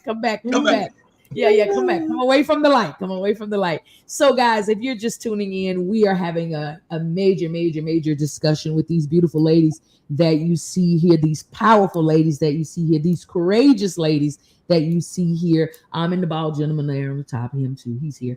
But we are super excited again to have these amazing ladies here to share their stories. It is National Breast Cancer Awareness Month, and Amber also shouted in and chimed in. It's also Domestic Violence Awareness Month, and we usually have purple and pink dilly dabbies, but we didn't think that Lorenzo would look all that great with all the purple and pink fringes and frillies around, so we just kind of left it like this. And so but real men wear pink, and so before the month is over, y'all gonna see Lorenzo with his pink blouse, a pink shirt. I'm sorry Lorenzo, I'm sorry. I need to drink some water. Hold on. Yeah, drink some water, because I'm about to come and get you. Listen, Lorenzo keeps my life together, y'all. He's the best. He's the best. And I give him a hard time because he lets me, but then when the camera and the mic go off, he call me and tell me. Yeah. Anyways, I probably need to call Amber. You got some popo friends? Yeah, I need some popo friends, but no, we are. Huh? No, you ain't gonna tell your popo friends. Yeah, okay. I got you. No. I brought you here. Me. Oh. You gotta be on my side. He don't even know Miss Cynthia. So how y'all think y'all really got here? Miss Cynthia, little short lady, she my friend. I mean, hey, Miss Cynthia. I'm sorry, I didn't mean to call you short. Hey, Miss Cynthia, how you doing, girl?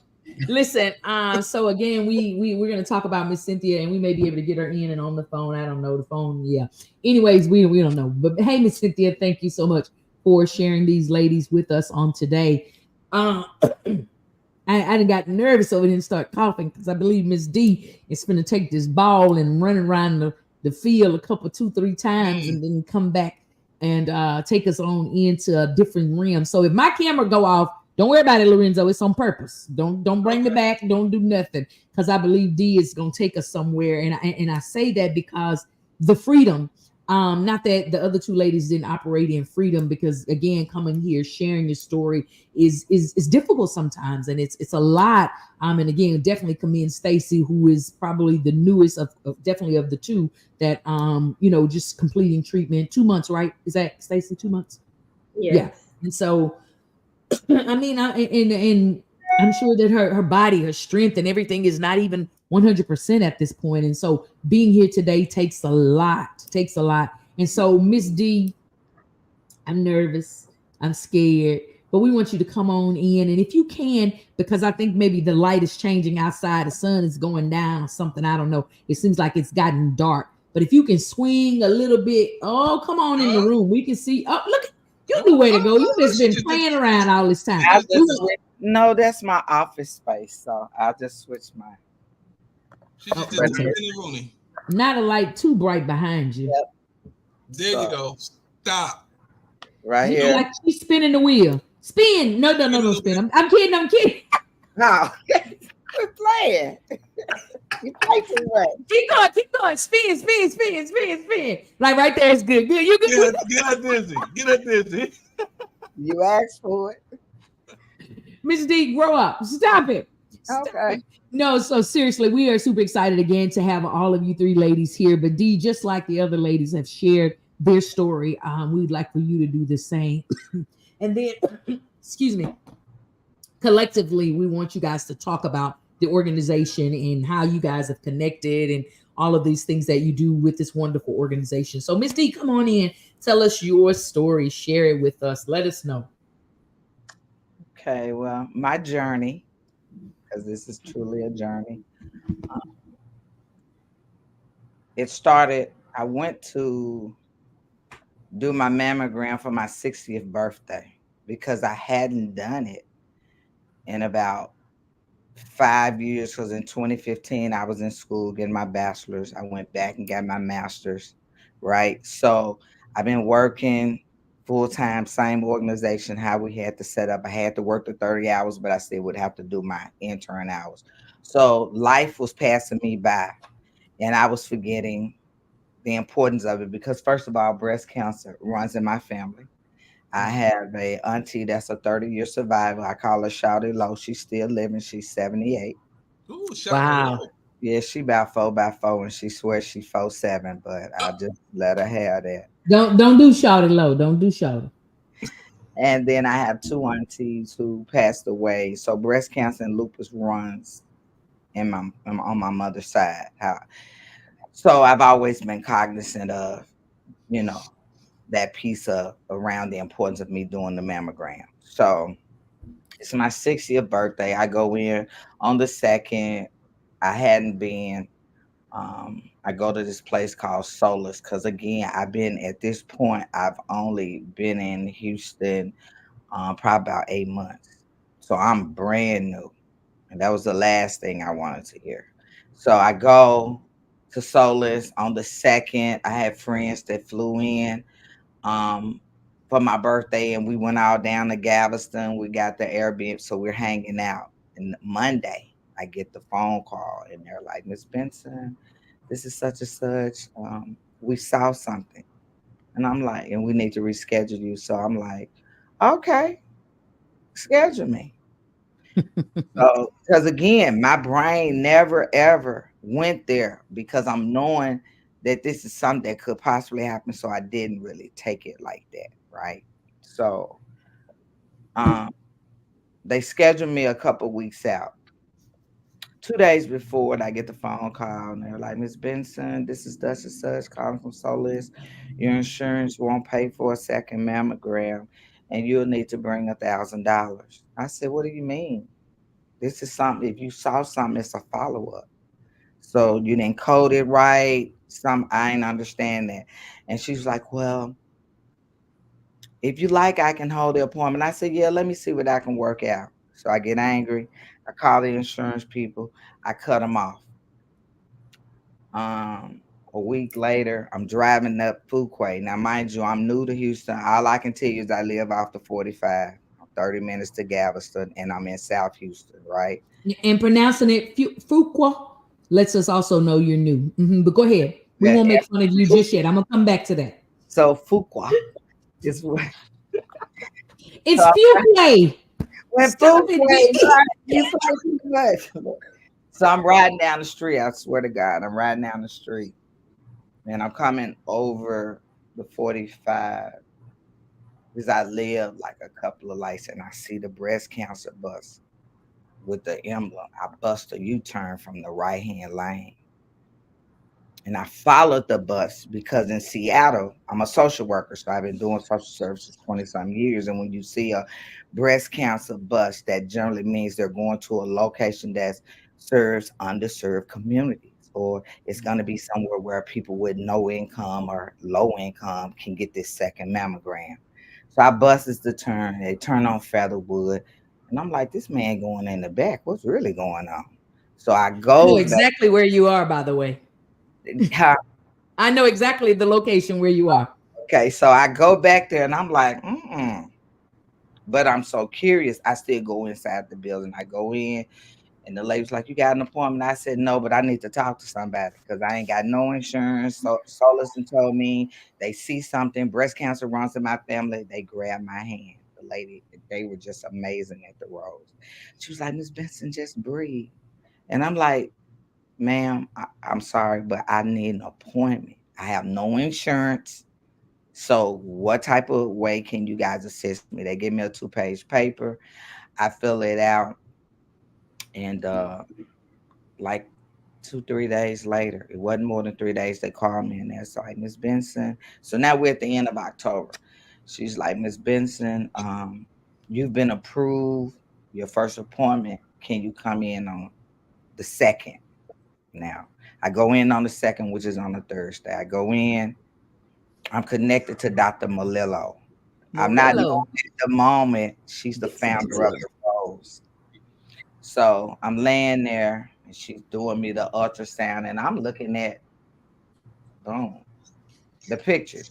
So I was diagnosed with 2 different types of breast cancer. One, in my right breast, I had invasive ductal carcinoma, which was the mass that was about 1.8 or something. So I was a stage 1A. And then my left side was ductal carcinoma in situ. So I'm laying there and I'm looking, and she's talking about this mass, and I'm looking at the spider webs on the left side because what I'm thinking is all serious. It was not to her. And she goes, "Honey, can you come back next week? Now, just who I am. And I said, sweetie, I got a job interview. I got to get a job. I'm finna be homeless. She goes, Miss Benson, yeah, I need to see you next week. Still, I'm not connecting. She knows what she sees. So, while we're sitting there to schedule, boom, an opening comes up for the next Thursday. So I said, but I got an interview. I said, how early can you get me in here? So we work out those little things. And I said, yeah, I'll be there. So still, again, cancer ain't crossing my mind. I'm just thinking I'm going through this process. It doesn't set in for me really. So when I go back, she does the biopsy. So I leave there with my button down, suit jacket on, and the ice pack in the right side. And when I left, I was just I knew like, D was gonna take us there. I knew it. I was like, okay, something. Okay. She keeps telling me, baby, don't you know what she said before I left? Dr. Malillo grabs my hand and she says, very spiritual woman. She goes, now, honey, don't you worry about getting no job because we're going to make sure you get everything you need.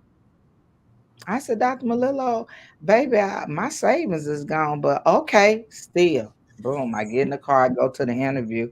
I'm thinking I done slam dunk the interview, how I presented, what I'm bringing to the table. So I'm thinking I'm going to have this job. So, okay, I do that interview that Thursday, that Tuesday, about 9:42. Never forget the time. The little girl calls me and she says, hi, Miss Benson, this is so-and-so from the Rose. And I'm like, yep, I was waiting on you to call. See how she goes, oh, well, I need to schedule you to see the doctor. I said, baby, I'm already on the schedule for Thursday. I got to come and do my left biopsy. Still, I'm clueless. She holding the phone. I said, hello. I said, sweetie, check the system. I'm coming in 2 days. What's I said, hold on. Something ain't right. You quiet. Why I gotta see the doctor today? She goes, well, Miss Benson, hold on. And then I just sat on it and I said, God, something ain't right. So I said, listen, we're gonna make this real easy. I can drive over there in 7 minutes and walk. I mean, I can walk in 7 minutes and drive there in 3. That's how close I am to you. She's like, can you be here at noon? I get there, they don't let me go upstairs. It still hasn't weighed on me. And they tell me to sit on the side. And I'm like, I told her, look, the young lady, I said, baby, don't you remember I was just here? You ain't letting me go upstairs. So I'm still not really, So when they open up the side door and she comes out, I recognize who the young lady is from being upstairs. And I said, baby, what I'm doing down here? What I done said something, made somebody mad or something? She said, Miss Benson. She said, no. She said, you're all right. And she gave me a hug and walked me in the room. So I'm sitting there. I said, okay, so wait, why am I down here? Dr. Malillo is upstairs. She says, no, this is her office. I said, her office? She goes, yeah. I said, okay. Boom, she comes in. She got a yellow envelope. My eyes began to tear up. And she held my hand. She gave me this little cross with this prayer. And she said, sweetie, I hate to be the bearer of bad news, but you have invasive ductal carcinoma. She gave me the labs. They gave me the box with the blankets and all the stuff. And I said, I started crying slowly. And I looked at her and I said, I just love you. I said, because you already knew. I said, I got in my car being angry, like you ain't hearing me say I gotta get a job. But I'm not hearing you because you was letting me know you saw something without saying it. I said, so I'm not totally devastated. What do I need to do now? So they connected me to the Texas breast. They got me the Texas breast and cancer insurance. So she says, well, you just schedule. I said, lady, didn't I just tell you I'm new down here? I found you because I followed your bus. So can you just please tell me, mighty God, where do I go? So she then connects me to tells me about the surgeon I use, Dr. Stacey. So I'm like, okay, now mind you, this is the day that I'm seeing her. 2 days later, I go and do a different biopsy. So I did the cork on my left side, which was way more painful than the metal one on the top. So that Thursday, I go and I do it. So this is the week before Thanksgiving. My stepdad just passed. Dad passed August 8th. I'm my mama's only child. Wow. So I'm on my way, knowing I got to drive to Memphis. So I'm not ready to tell nobody because I don't know enough. And that's how I really felt. And I knew I was waiting on this biopsy. So the Wow. agreement I made with myself is I can't talk about one without the other because I know how my mom is. And so that was all the way there. I crying, talking to God, but I'm like, I know I done been through so many things. I done beat addiction. I done had a stroke. Now this, God, you ain't preserved me for nothing. So I drive this 8.5 hours with the agreement. I got to be quote unquote normal. So I go in to do the cooking, but I'm laying around because I always cook. And I'm trying to do my norm, but my mama is watching me. So we didn't got through Thanksgiving. I've been laying around because I'm really feeling the pain. But I'm also, still waiting on this call. So we do Thanksgiving. Monday, I get the call. Hi, honey, Dr. Malillo. And I just grabbed my head and I said, what's going on, Dr. Malillo? Because you calling me. It says, honey, baby. Those are her exact words. She said, I sure hate to tell you, but that left side, that's cancer too. I said, now how the hell I get two types of cancers at the same time? I responded just like that. And I said, I'm so sorry, but at that time my brain went like, usually I've heard people get it and it comes back, but not the 2-for-1. Wow. So she says, I know, baby, it's very rare, but people it happens. I said, well, what do I need to do? She says, I've already referred to the Dr. Sasaki. I said, okay. And when I need to see her, because I'm currently in Memphis. She says, well, just call them. I sent the referral over. So again, I hangs up the phone. My oldest son is there. My daughter is at her house. So I figured I'll tell my oldest son because my baby boy is currently incarcerated. So I have to figure out how I want to do this. So I go in there and he's like, what's up, Mom? I said, I'm good. He said, you've been laying around. So he been on point. He knows. But I hadn't told him. And I said, yeah, babe, I need to tell you something. So I was laid across the bed and I said, well, I got cancer. And I have 2 types of cancer. And he was like, just stuck and just started crying. And I said, don't do that. I said, don't do that. And you guys, excuse my French, but how I said to him, I said, baby, we're going to look at it like this. Don't curse. Don't curse. Don't curse. Breast is like, no, I'm saying I'm changing the word, but I said breast. I said breast is like teeth. You can always buy some. That was that was my sense of. So with me, I'm like that. I try to make humor out of what my reality is. So I said, but breast is like teeth, baby. I can always buy some. I want to leave it. Yeah. Lorenzo, you don't know when to hit the commercial button because I didn't know where to go. I already knew. I'm telling you, I was operating in my nursing. I already knew D was coming in with a different flavor over here. I am in first of all, as I've said to the other ladies, thank you so much for sharing. And somebody, Miss Perkins, just said over here, thank you for your transparency. I am grateful for how each of you have shared your story in a way that is comfortable for you. D, I think it's kind of like myself, the reason I recognize her, because humor is my way. And being able to hear your story, even with the splash of humor, I understand how the emotional aspect of it took its toll and just kind of bogged you down in a place. And so again, we're totally grateful for the three of you coming in, sharing your story. It's 5:50, y'all. We almost to the hour on likes, but I definitely want these ladies to share the organization that they are a part of, because I think it's key to understand a support system. I think it's key to understand a network of resources. I think it's key to understand spiritual foundation. Above all of those things, the network, the resources, and all of that. If you don't have a firm foundation, all of the rest of that means nothing, because at the end of the day, we know the enemy comes to kill, steal, and destroy. And if he can destroy your mind, then he can get you in every other facet of your life. And so we want to Lorenzo, I think we got some play or something, information. Just add a little spice to it, because I see, it's like when your forehead get right here, I think you'd be about to cry or something, or it's your forehead, my forehead, somebody's, I don't know. Somebody's just roll it, just play The countdown is on. Don't miss your chance to experience Broken Reflections, a powerful story of love, loss, and a journey to self-discovery. This production will leave you inspired and moved in ways you never expected. October 19th, at the Anderson Center for the Arts. Doors open at 4 p.m. for the red carpet. Showtime 5 p.m. Join us for an unforgettable evening of drama, passion, and heartfelt performances.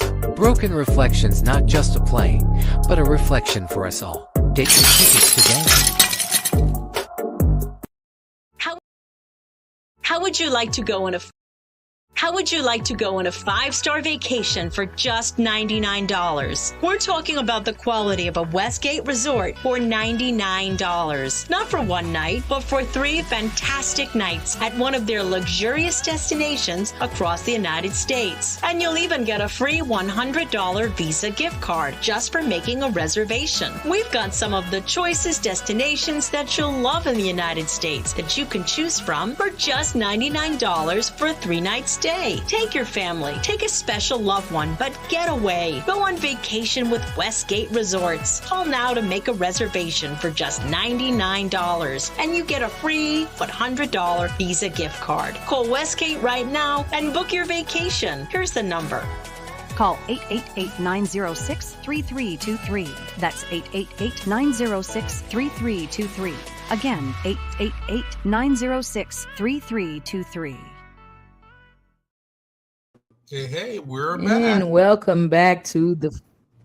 All right, come on in then. Yeah, be back. Listen, y'all, welcome back to the Fire Show, where we're putting a little heat to the word on the street. Rumor has it that it is Breast Cancer Awareness Month. And because we want to fire it up, we want to make sure that you understand that you too could have a impact on your own life, on your own health, by being in the know, by being knowledgeable, by understanding what is going on with your health screenings, with your checkups, with your follow-ups, with all the things that the doctor tell you that you don't understand. Ask 9,742 questions. And if you don't have an answer, then ask 942,752 more. Get your answers, be in the know, and understand. And the reason that I say that the way that I say that is because, ladies, I kind of alluded to it earlier. I too am a survivor. I too have had my share and my bearings and dealings with breast cancer. I am too a IDC survivor.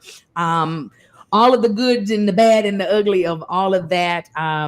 Very, very early.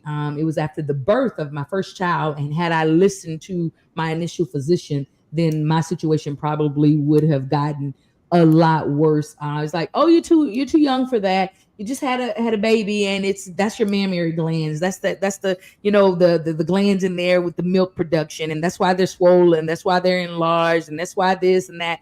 And again, had I listened, then my story probably would not have been my story. But because I was persistent, bullheaded, stubborn, hard-headed, don't listen to nobody, whichever word you choose to use, I didn't let them tell me anything about my body. I did proper research, and I consulted a second physician and took that route, and again was diagnosed. So just being able to know and understand your body, not just taking the first word, because I have some say, oh, I don't know what I take, the doctor told me to take it, so I take it. No, we're not doing that. We're going to be informed. That's one of the worst I don't like us coming up, and that's one of my I don't likes. I don't like when people are just flat out ignorant about themselves. And when we say ignorant, it just means uninformed. I'm not talking about anybody or being insulting, but again, these amazing ladies have come on here to share their testimony, to not only help themselves, and I had to understand, even for myself, sharing my personal testimony was healing for me. So they're not only sharing their testimony as healing for themselves, but hope for you, hope that you would be in the know, hope that you would gain some knowledge from today and know that you can take control of some things in your life and not allow other people to make decisions for you, not allow people to tell you what is and what isn't, but be in the know for yourself. So again, it's 5:56, almost 6 o'clock, y'all, where we get to the I don't likes, where we start testifying about what gets on our nerves, about what just ticks us off and all of that. But before the I don't likes come up, we are going to allow these beautiful ladies to tell us a little bit about surviving angels. Again, I connected with these angels about 3 years ago. I got my friends over there. I can't think of my friend. I'm gonna think of it before we get off of here. She my bootleg co-host. She ain't been back yet, but she threatened to be my co-host. I'm finna find her name in a minute, because she was taking us to commercial breaks and everything when we were all in the station, and she was like, "It's time for a commercial." I was like, "Lady, you don't work here. You a guest." And she was introing the show when we came back. We back, and I was like, "Oh, okay, you done got you a whole job. That's fine. That's good." But I'm gonna pull her name up in just a minute. She texted me not so many days ago, but I am super excited again to have you ladies here and to know about this organization. So I want whichever one, and this is typically where Miss Cynthia would be watching, and she'd be calling, "I'm on the phone. I'm finna tell y'all," but she can't call us on the phone. So tell us who wants to take the bullhorn and tell us about surviving angels. I can't even say surviving. Yeah. Angels surviving cancer. I'll go for it, and Stacey or Miss D, feel free to hop in. But I'm gonna give y'all the real way. I ain't gonna read all what's on the website, even though you can go check out the website, which is angelsurvivingcancer.org, O-R-G. But basically, it's an organization that helps women through their journey of breast cancer, and they provide a ton of different resources. Something that I found them on Facebook. I'm in several different groups, support groups, and someone commented a flyer that they were doing a prayer breakfast, and I immediately got connected. Miss Janice is the CEO, owner, the woman with many hats. She is so lovely. I love her. She is the sweetest lady. She is, I think, like 30 years, something like that, survivor. But they provide gas cards, so gift cards for gas, groceries, like for gift cards for HEB. Me and Stacey happened to be an honoree this year for the prayer breakfast, and they gave us a ton of things. They looked out for us. They took very good care of us. They have meetings. They do various different drives. So we'll have one coming up for Thanksgiving and for Christmas. They have two different sections. So Halo is for women the ages between 20 and 50. And that's kind of your younger group, even though I'm like, Stacey, are we young? I'll take it, the younger group. And then we have some older women who are in there. I think one of our oldest ladies, I'm not sure if she just passed, but she was well into her 90s, but they do a ton of things. They are very interested in being informative. They will come to doctor's appointments with you. So there are advocates that will help you navigate through your doctor's appointment if you don't have the support. Yes, that's Miss Janice right there. She wrote a book. She's amazing. They provide financial assistance for a couple different things that you're in need of, but basically anything that you would need while on this journey, they're able to help you in just a bunch of different ways. So they're super helpful. Everyone, and I do mean everyone, because sometimes some organizations like, oh, this person's nice, but not this one. Everyone that I have encountered has been very helpful, very nice. Again, anything that you need, they will absolutely show up. They call to check in on you. They have a prayer line, so they pray. It's just it's a great organization. It's kind of a one-stop shop, if you will. I'm gonna let Stacey, you want to chime in on that paving and Star Rise program? Because I think that's super helpful too. Just kind of, ditto everything that Amber said. I think it's an awesome organization. I absolutely love Miss Janice. She is, I don't know, she's just such a wonderful person. She's very easy to talk to, such a warm spirit. I was very similar. I did not find the the organization myself. Someone referred me to the organization and kind of got us connected. And I had kind of been like getting through different ones, and Angel Surviving Cancer is just very welcoming. They, this is a lot about education. The program that Amber's kind of referring to is that our first session is tomorrow, actually, where they're doing a 12-week program, and it's really to help educate mental health. There's going to be 2 physicians that are mentoring the program for questions, for just helping women that are going through this journey on how to go through the journey their own individual way, and just have the support to do it, through education, through support from other women that's going through it or been through it or living it right now, and just give you resources, kind of like what you were saying, Ms. Yielded, that just because your doctor gave you the medication doesn't mean you have to take it, or that you should take it without knowing more information about it, advocating for yourself. That is like one of the hugest components, is that you have to advocate for yourself and know what you're putting in your body and if it's the right thing for you.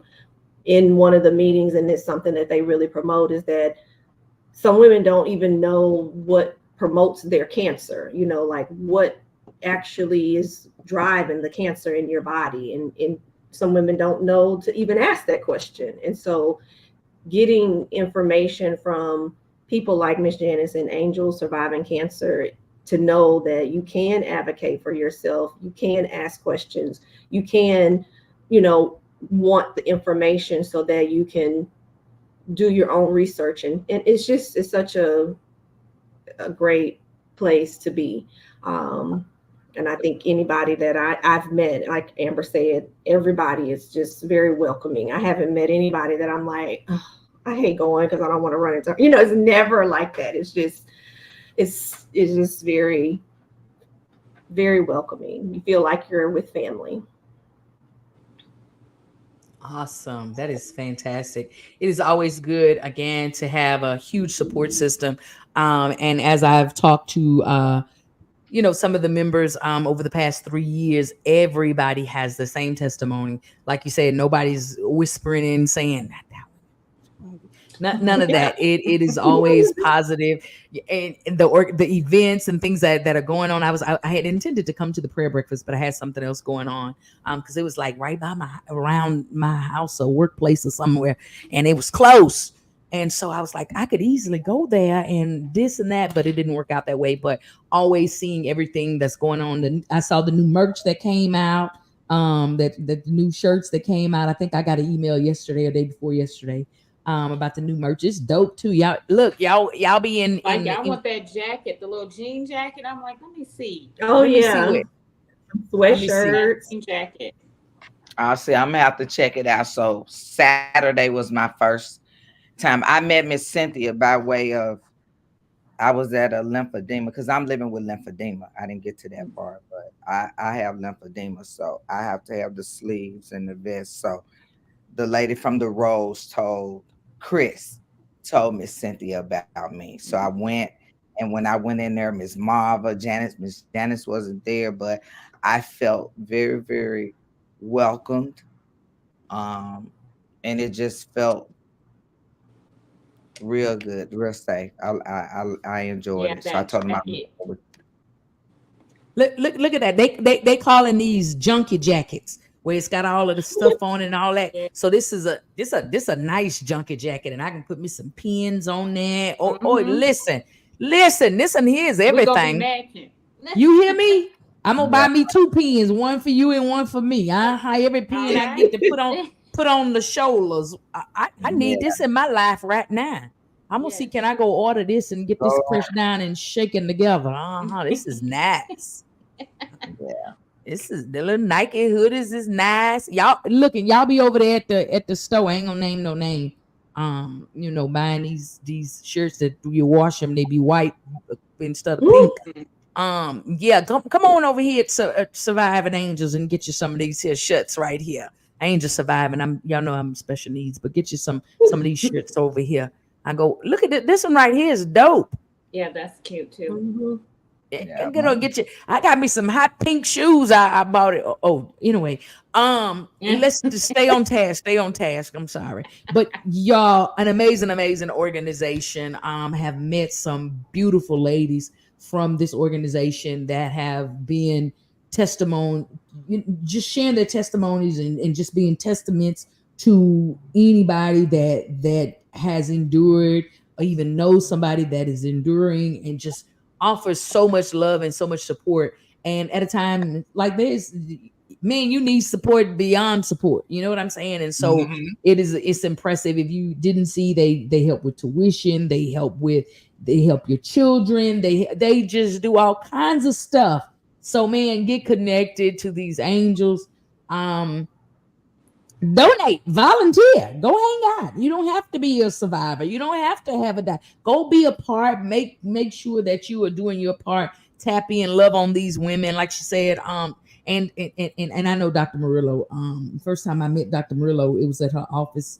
I think is that Pasadena. It was over there. Let me tell you, Dr. Murillo had 1,742 whatnots on one shelf, and I'm like, who has that many whatnots, lady? It's too much. What is all of this? But she was the sweetest lady ever. And I got to know her on a personal basis. There was even after all of my cancer and all of that stuff. Just met her as an individual. And so it was great. It was great. I think God has given a passion to a certain people for things such as this. And I keep. Oh, yeah. Somebody got their bell tone turned up too high. The bell. That's not. It's that What is Apple that? stuff. I turned that off. Okay. So when I used to look when I used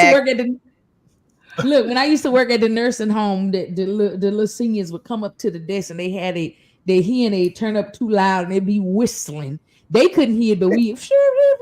I'd be like, wait, come here. Let me turn this down. This is up too. And that's what it sounded like just now. I'm sorry, y'all. Look, I'm telling you. Don't worry about it. Don't worry about it. It is 6:08. It's 6:08. D got a bell tone turned up over there too loud. Turn it down, D. So y'all listen. This is the humorous part of this. And we definitely going to make sure that people are able to find you. And I heard somebody said they had books and all of that. We want to make sure, especially if this has something to do with your journey, that you're able to share that so that people are able to find that. But at this point in time, I know y'all been testifying the whole time, but y'all had a guideline that y'all had to follow. This testimony period, you don't have to get up and sing no hymn. You don't even have to, prick the people's hearts to make them give. You just testify about the pet peeves in life. You share the I don't likes. And there's only one stipulation to it. Is when you share an I don't like, you have to say I don't like. And let me put it back up there on the screen so y'all can see it, because it's a word that the Fire Show owns. We bought it. And we want you to know how to spell it and say it, okay? For some reason or another, I can't find my banner. Put the banner up there. Help us sister out, Lorenzo. I'm struggling. Oh, there it is. Ion. Y'all see it? It's right there. That's how the way it looks is the way it's pronounced. It's Ion. That's how it's pronounced. It's I don't like. Okay. So I know y'all, educated and stuff, but we gonna just drop our degrees for just a few seconds and bonify our testimony, and we gonna say I don't like. Lorenzo, I did something wrong. I didn't. I said. I don't like that the church. I don't like Miss. Read it, Miss D. What Miss Jen is saying down there? I don't like that the church watch the time and not just let the spirit keep moving. Whew, sound like that happened to her this Sunday. Sound like she's still mad from Sunday service. Miss Janice, leave the people alone. They was ready to go home. They had to go home and watch the football game. They had to go get the greens out the crock pot. something. The roast was roasting, so they just leave the people alone. But I'm look. She talking about no. Crystal, don't come in here laughing because that's gonna hype the people up. So for those of you that are over in the choir stand, that means you can see my hand. That means you see me waving. Go ahead and type your I don't likes over here. We're gonna read them aloud. We're gonna talk about them. And yes, we will. She talking about tonight, sir. Oh, you been to church tonight? They didn't shut the time down. Wait, she talking about us? I don't like when people show up at my church and tell me how to run my church. Listen, we got to get out here because we get in trouble and we run over. I'm at the church. They ain't running. You know what? I'm not gonna explain myself to her. Block her, Lorenzo. Block her until next Tuesday at 4. And you come right on back. But we want to get to the I don't likes, and we want to definitely share your testimonies about what you don't like, and then we'll let you share whatever else you would like to share. And we went over 11 minutes, Miss Janice. Come on, who's got an I don't like? Lorenzo, you got I don't like. You got one. I don't like when people don't drive. Whoa. It's not. I don't like. I don't like. You better redeem the time, woman of God. Come on, redeem it. Come on. I don't like when people don't drive right, when they turn in that median. You know that median, and they on the wrong side, and you can't see on the other side of them because they on the wrong side. I don't like that.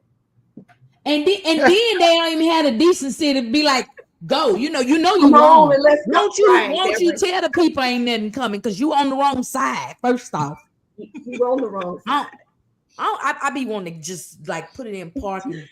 Okay, keep going. Yeah. No. In the spirit of traffic, I'm gonna keep that going. I don't like when people cut me off and then go slow. Why would you cut me off and then you could have stayed where you was at? Let me go on by. Oh, yeah, don't like it. Yeah, they get right in front of you and seem like they just break. Why? What you breaking for? Yeah. Then they fly in front of you. Then they go. That's it. Yeah. I want to get out too. I want to get out. Hold on. In the spirit of traffic. Come on, it's got a spirit of traffic anointing on today. What? When you making a left-hand turn, but you got to veer to the right to make that left-hand turn. What are you doing? Why you veering to the right to turn left? I don't get that part. They must be from Houston. They from Houston. They swinging and banging. They got elbows. They got them bows. They're all Fuquay. Yeah. Listen, I made a clear bus from that right lane with my blanket. I let them know I was She from Memphis. That's why. She knows. And I put the blink on though. You did the blink. I'm about to do something illegal. Watch me do it. That's what that blinker meant. Listen, I was on a mission. They wasn't gonna make it impossible. I caught that bus. Something I needed. Listen, you better make that turn. I don't like when the light turned green. Like one, I mean, it just blinked and they start laying on the horn. First of all, my car got energy eco saveration or whatever. So when I stop at the red light, it's like Big Skinny say, the car got sleep apnea. So my car done went to sleep at the red light. And when I got to come off the brake for it to come back up, you blowing the horn and the car ain't even, it's not even really on. Give me a second, bro. I mean, I'm just saying. I didn't make the car. Yeah, I mean, am I? I turn my button off because I don't have time for that. I turn that off because I can't. Well, my insurance people in them said if you be turning off them features on the car, they can determine whether or not they they can negate your claim. And I said the devil. Wait. Hold on. Yeah, the devil is a lie. You're talking about my grandmama. Your grandma be the one blowing the horn? Yes, she do. Oh, tell my dear the car ain't started yet. The car got to come back on. It's off. It's sleep. Tell my grandmama on you. Tell her to watch the Fire Show every Tuesday, 4 to 7 p.m. That's gonna be 5 to 7 for her. 5 to 8. I'm sorry. 5 to 8. Yeah, for her. But listen, Big Skinny say, come on, D. I'm scared. I've been in Houston. I figured out. I don't like that you can have your blink on. They still won't let you over. It's like you got to race to get off the thing to merge in the traffic. Oh yeah. I gotta kill myself in the turning lane to get over. I don't like it. I don't like it either. Now look, D. I know you're down south because you're talking about what you call it, Fuqua. Fuqua. So have you been up? What you said? What's the name of it? It's Fuqua, right? Fuqua. Fuqua. It can don't be. worry. So D. Wait, hold up. Isn't that It's Fuqua. It's First Fuqua. of all, Texans don't pronounce things the way that they are supposed to be. So I think Miss D might be right, and y'all just been here long enough that that's just what it is. So Miss D, have you been up north and seen the street that starts with a K? Kuykendall. Amber, you just ruined it. Come on, Stacey. What is the street name? Kirkendall. It ain't no It's spelled ebonically. Exactly. Yeah, it's the spelled ebonically. Because when I It's saw it, add letters that ain't there. right, and I'm It's that like, solid R. Oh, okay. I cannot. So that is so funny. It's so funny that people that come here, it's like I'm on what you call it? Kuykendall or Fuqua. Fuqua. People when they come and they say they on that. And I spell it for you if I ain't enunciating it right. Look, How you spell it? How you look, spell it? look at this one, Lorenzo. UA. Yeah, Kuykendall. That's Kirkendall. Kirkendall. Ain't nothing Kirkendall about that. Oh, you trying to say that? Wait, hold up. You trying to say because it's G? Forget it. I'll be like that place over there. I don't even know. That is like funny. when y'all put names up there because y'all just don't pronounce them. Who's that? Somebody's last name? Yes. When I ain't never. See, Fuqua. Exactly. Fuqua. It's Fuqua. Fuqua? That's that southern and that up north combination because they're so proper in Seattle. So Fuqua. So if I wanted to be Fuqua, Oh my goodness. I could say I live at blah blah blah Fuqua. I cannot. Speaking, I live on Fuqua over in South Houston off of 45. How about that? I don't like it. I don't like it. But see, I mean, at least you are in Texas, and we're not out here trying to make you say this. There it comes. There it is. This. Yeah, that's just unacceptable. What is that? Chocolapas. Chopalapas. That's Chapatulas. That is a street in New Orleans. Louisiana. No. Well, why do they have a T in front of it? Exactly. It's quiet. It's quiet. It's a Cajun word that don't nobody know how to pronounce. Listen, I love it. So, okay, D, one more pop quiz for you. You South, I know you South, but North Houston, like up 59 or 69, there used to be 59. On that part of town, there's another town up there that starts with an H. Do you know where that is called? I go to church up there. I go to Pastor Keon's church. Okay. Hush. That makes me I like my grandma. It's humble to be safe. Ain't go wrong there. That makes me so mad. Like, why is it humble? Why? What is what? Why is it humble? No H. Silent H.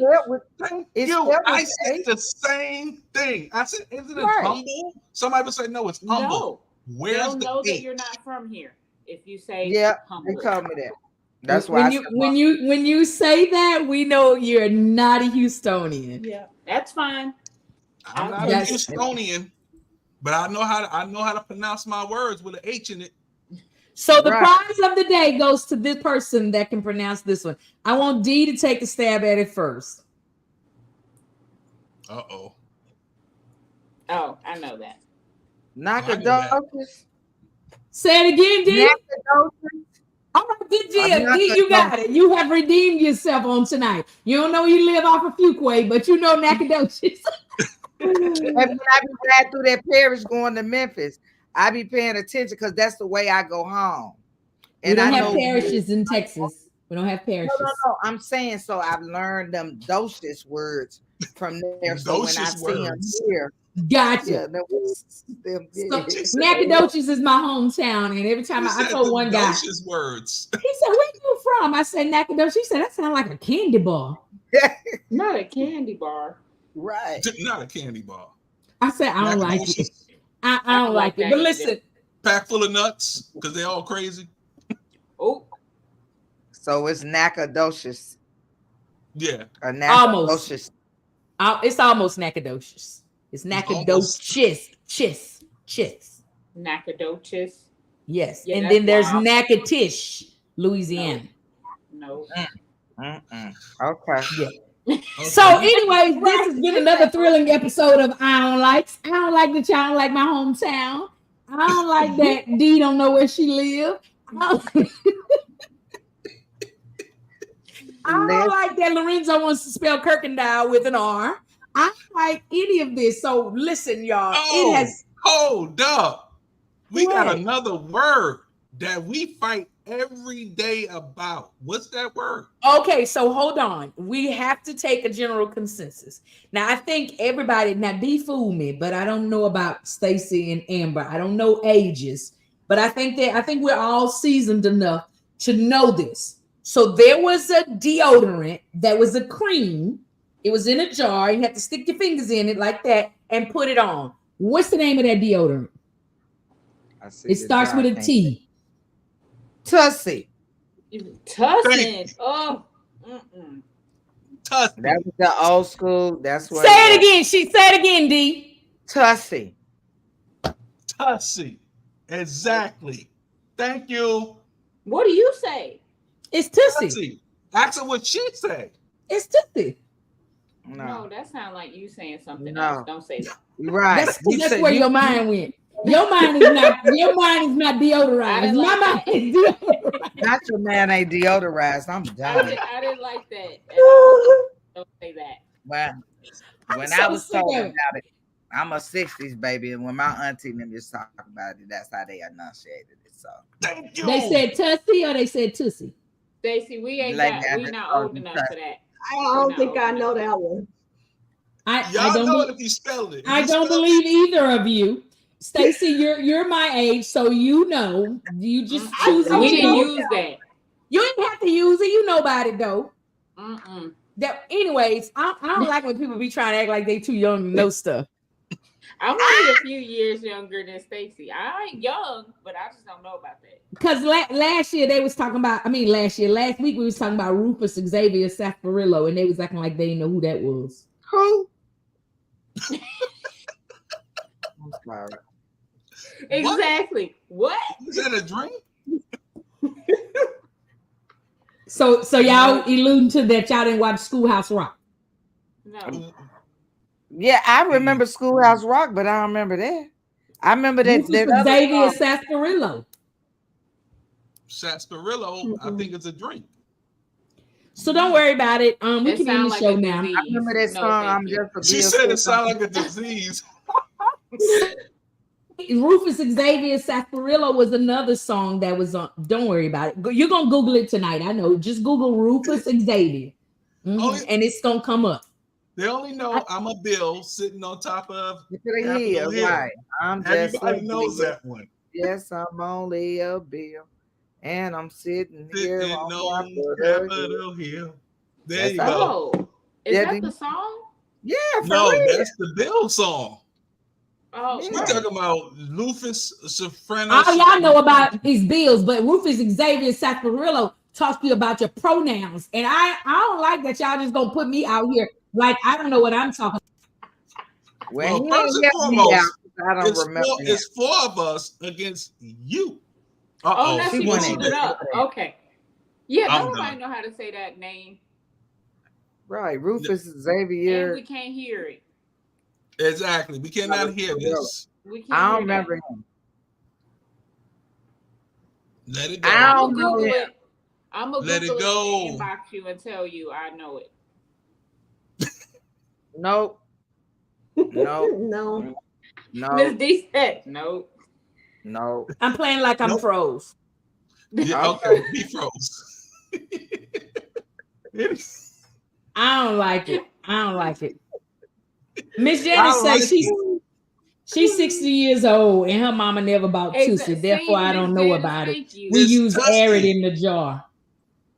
It's Tussie, not Tussie. And I Tussie. think and I believe, I truly believe that depends on where in the South you were located too. That might That deep South right there. They call it. Yeah, because y'all over there southeastern. I'm was central. in I'm central Nago. south. You know, Seattle. I was where, Amber? In Nago.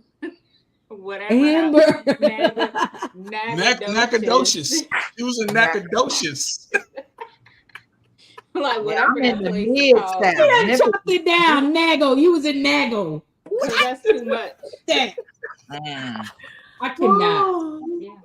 I need they some. had Yeah. Tussie over there. That didn't make it up north. I'm sorry. It made it to New York. It Tussie. skipped the Midwest. Tussie made it to New York. That other word ain't make it up here. So at this time we end the show because I'm mad at everybody here. And I don't have to stay anywhere that I'm not happy. So at this time, y'all all agree with me. Yeah, We just upset because y'all all agree with me. D, Go what ahead. did you say? Because I can't hear Lorenzo anymore. I just wanted to say, because I didn't get to finish. Yes. Today I'm 168 days cancer free. Woo!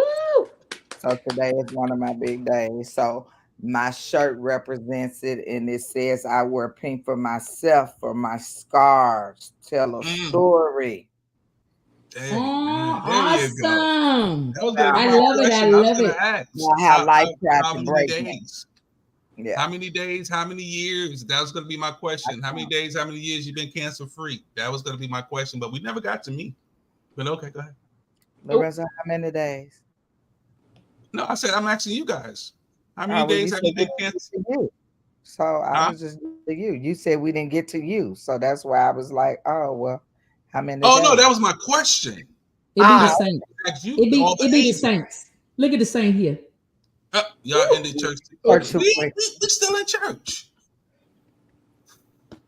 I tell you, Lord. So Miss I've Janice. been a year and 5 months. Woohoo! All right. Come, Miss Stacey. Since July the 11th. Hey. 11. Awesome. No, I'm sorry. Awesome. July 11th is when I did my ring the bell. I apologize, which I did it late. June 17th is when I found out I was cancer free. There you go. Awesome. I love it. A few months now. Yep. And counting. And there you go. Keep counting. Keep going. Every day. You ladies are strong. Because sometimes when you hear that word come across, they call it the big C up in New York. You hear that, all of a sudden everything just goes down. Like I'm giving up. But I'm so happy you ladies did not give up. And you're here to tell your story to everybody, because somebody need to hear this story. Because there's women out there now that's like, you know what, I got it. I ain't gonna live long and just give up. But just to hear you guys and your story that come across, it give them hope. Definitely. And I appreciate you guys for coming on here. Thank you for having me. Thank you for allowing this platform to be able to share so people can learn the importance of it, because it's a big deal. Yeah, it's a big deal. Yeah. All right. Look, is that Miss Janice? Who is that? Is that Miss Janice? Not Janice, last name Harris. No, it just says Angel Surviving Cancer Inc. Right, that Janice. Not you, Miss Janice, because she ain't gonna stop. So is that Miss Janice that's running the Angels Facebook page? Shout out to whoever that is. I think so. Is she 36 years? Yeah, it's been 30 something, so that could be her. Awesome. Thank you so much for sharing your stories here, and thanks for allowing the women to come out and represent angels. Again, Miss Cynthia is the best. I love her, love her, love her. And I still can't think of my co-host's name. I can't think of it. And as soon as she texts me, I know exactly who she is before I even look at my phone. And it's sad that I can't think of her name, but met some lovely ladies there. So again, love the organization, love what you all are doing. I'm gonna see, can I get on here and order me this jacket? Can I get my jacket before the 24th? I want to wear it out of town. We'll order it now. If it ain't gonna come for the 24th, I ain't gonna order it. That's how we do. I'm sorry. Well, you better Let me find out for you. Get you some express shipping then. Express shipping. Okay. All right. But listen, y'all, get on over to the website, be a support, follow and find some of these things that these lovely ladies are doing. They got a Facebook page right there. Go find them, go follow them, be a support, connect with them. They have resources out the box. Because I was about to say something else. Y'all pray for me. But they got resources, they got connects, they know people, they know things, and they can help in every facet or every intricate part of cancer. And hey, connect, follow them. So ladies, do y'all have anything up and coming that's coming? Again, we saw the beautiful jacket and the new merch that's available that is on the website. You can get over there and get that. What else is y'all got coming up? There is, I think our meeting or our celebration is on the 26th, if I'm not mistaken. So Angel Surviving Cancer is having their, let me just make sure before I put some dates out there. Okay, awesome. And do you all have I think somebody wrote a book. Was it you, Amber? Was your book about your journey? Or I have a journal called the Daily Journal. It's a breast cancer journey. So it allows you to fill in whether you're going through treatment, out of treatment, but just writing down daily thoughts, being purposeful. So it's called the Daily Journal. And it's on Amazon. You can find it there. You can follow me on Instagram to see all of my books. I'm A_dub_15. So I have one book about my life. So one part of a 3-part series that's out too. And then the breast cancer journey journal. Awesome. So yes, get that. And I think Amber, you may be due back before October is over if you're open to share your other story for the other awareness for the month. Yes. So connect with Lorenzo and get scheduled back on to come and share that story. Yes, actually, I'd love to have you all back. Miss D, you got another story too. We want to talk about all of that good stuff. So again, it's to bring awareness, to make people know your trial or tribulation is not your final destination. It's just a speed bump in life that allows you to either gain momentum, or if you allow it to cause you to stop, you can stop there. But hey, these ladies are definitely here and on the other side, sharing their story, sharing their testimony, and allowing people to know that God is able to do exceedingly and abundantly above all we could ever ask or think. So, man, I'm super excited. Stacey, did you find those dates? Or was it Amber? Who was looking for the dates? It is October 26th. October the 26th. And what? Yes. Okay. It is October 26th. It's from 1:30 to 3:30. It's the Angel Surviving Cancer Breast Cancer Awareness Month celebration. It's at 4600 Reed Road at St. Francis Xavier Catholic Church is where we have our meetings. So again, October 26th, 1:30 to 3:30. Awesome. That's down by the Wells Fargo. Just across the street. A little south. Look, a little south. Yeah. So Wells Fargo on Reed. You know where the Wells Fargo on Reed Road is? The church is right over there. Y'all know where it's at. Go down through there. Go over Well, there. you know, Ashley, when Miss Cynthia first asked me, she was like, "Do you know where Cullen and Reed Road?" I said, "Yeah, it's American Deli over there. That's where I get my hot wings from." So that's the best one that I drive to get my 10-piece hot with lemon pepper sprinkles. Okay. So, it's cat corner from the Fiesta. It's what? It's what from the Fiesta? It's cat corner from the Fiesta. It's the food. It's the food. And the Louisiana chicken is right across the street. I mean, I saw it on the map. I don't know or anything. Popeyes is around the corner. And if you drive down a little bit more and walking down there, they got the steam table down there. You can get you some pressed ham, you can get some liver loaf, and you can get all of that in the deli. And I'm just saying what I saw on the Google map. Nah, I don't need to do nothing but go get that 10-piece crispy American Deli and roll on. I'm mad that we dropping all of these advertisements. I'm so mad. We dropping all of these. So I need all of them to sponsor the show, this segment of the show. So if you know anybody over there, let them know that 10-piece needs to sponsor this here segment of the show, because we done advertised it 17,452 times. But yeah. So for those of you that did not catch the dedicated news, Cousin Al alluded to what's that? It's the American Deli. We're now advertising for Big Back Nation. For those of you that want to get what, go where.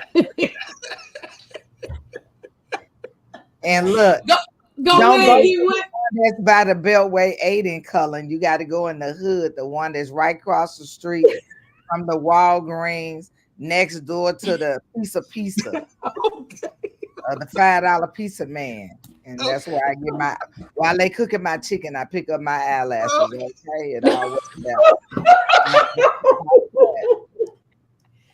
Lorenzo, operate your Baptist finger and turn her mic off. What in the world? I'm telling you, I saw. Oh my Lord! Oh, these I are the can't best wait to meet you in person. We hadn't even brought her on the screen. You're hilarious. I cannot. Let's move on. She said her eyelashes while she waiting on her chicken. She gonna be 17 minutes. I get the chicken crispy, baby. It gotta be right. I got enough to go over there and talk to Sam. Oh Lord, I can't. I'm done. Okay. But look, this is what you don't know is that this one gonna be posting them wings probably within a week. Miss Janice, because she gonna go and get them. She gonna come way from north to go way south and get that chicken, and she gonna be doing an infomercial on her social media page for them people chicken. I'm not kidding you. I'm telling you, it's worth it. I'm done. Let me tell y'all something. So, ladies, y'all's names are on the screen. Blot out their names, Lorenzo, because Miss Janice has already searched the internet for them. She's already she about to friend y'all shortly. Miss Janice Harris. She about to friend y'all. She'll be sharing all your pictures. Yeah. Oh, she finna find y'all. Don't worry about it. I gotta confess something, y'all. I don't face no books, snap no chaps, tweet no tweeters. Okay, so I'm gonna have to step my game. I had to have the little girl next door to put this on the regular thing. I don't face no book, snap a chap or nothing, but I will go in there and sign up. She's so books. Cousin Al was talking about Gospel Comedy Entertainment has a comedy show coming up. That one is going to be October 12th in Fort Worth, but November the 30th. I think we need to send Miss D the link so that she can come to the open mic and get on the stage and crack all her jokes. And just know that the winner wins a paid gig. So you come on and sign up for free. And when you win, you get paid to do what you're doing right now for free. Understand? So Gospel Comedy Entertainment. Talk about the wings. Yeah. When you put your face in the book, go look for Gospel Comedy Entertainment, and the logo is gonna be a yellow microphone. And if you just so happen to gram the Insta, we over there too. Yeah. I'll scroll through there. That's where I get all my prayer stuff from. But okay. She said okay. Yeah, but I go in there and do the fake. That's why I can't get no network going, I guess, because I ain't Facebook, snapping chaps and tweet. So November the 30th, I need you, Lorenzo. Can you got Miss D's number? Can you send her the link to sign her up for the open mic? We need her on the stage with all of this foolery she got going on. We pay people to be foolish. So you come right on. Cousin Al is one of them. He's highly paid foolishness. So them two together, I'm not sure how that's gonna work out. Listen, and guess who's hosting? You. Somebody from Nago. You. So we have these comedy productions, man. We do all kinds of craziness. We got to say a cruise coming up at the end of the month, y'all. I'm just dropping it all in there because I know Lorenzo probably got all this stuff set over there, and I try to do it before he embarrasses me with it. But at the end of the month, October the 12th, we're going to be in Fort Worth with the Saved and Silly Takes Fort Worth, Cousin Al, Mother Mitty, Trey Mack, Angelina Walker, Tanja D, The Ton of Fun, Miss Cotton. And I'm forgetting somebody, just blame my memory. That's going to be October the 12th. Then October the 31st, we are setting sail, but let me not skip the calendar. October the 19th is the Broken Reflection stage play. Yielded is going to be in there. They call him in Mabel in the play, y'all. Mabel has... Come on, Mabel. Yeah, y'all need to come check Mabel out. Come check Mabel out. She's going to... October 19th, where? It's going to be on Wallaceville Road. It's spelled just like it sounds, Wallaceville. It's not one of them trick. It's not one of them trick names, but it's Wallaceville Road. You can go to Broken Reflection stage play and grab those tickets over there. Come hang out with the cast and crew. That was right there. You can come hang out with us. Oh, sorry. You can come hang out with us and take pictures and do all of that good stuff and just enjoy. There's life stories in this Broken Reflection. So y'all come out. That is going to be on Saturday, October the 19th, Sunday, October the 20th. I'm doing it before Lorenzo do it because they make me nervous when they do this. They get on to make me tired. See what I'm talking about? I didn't do that. He did that. Ooh. So look at that. I combed my hair and took a bath and everything. I was looking cute and smelled clean. I had on some tussie and So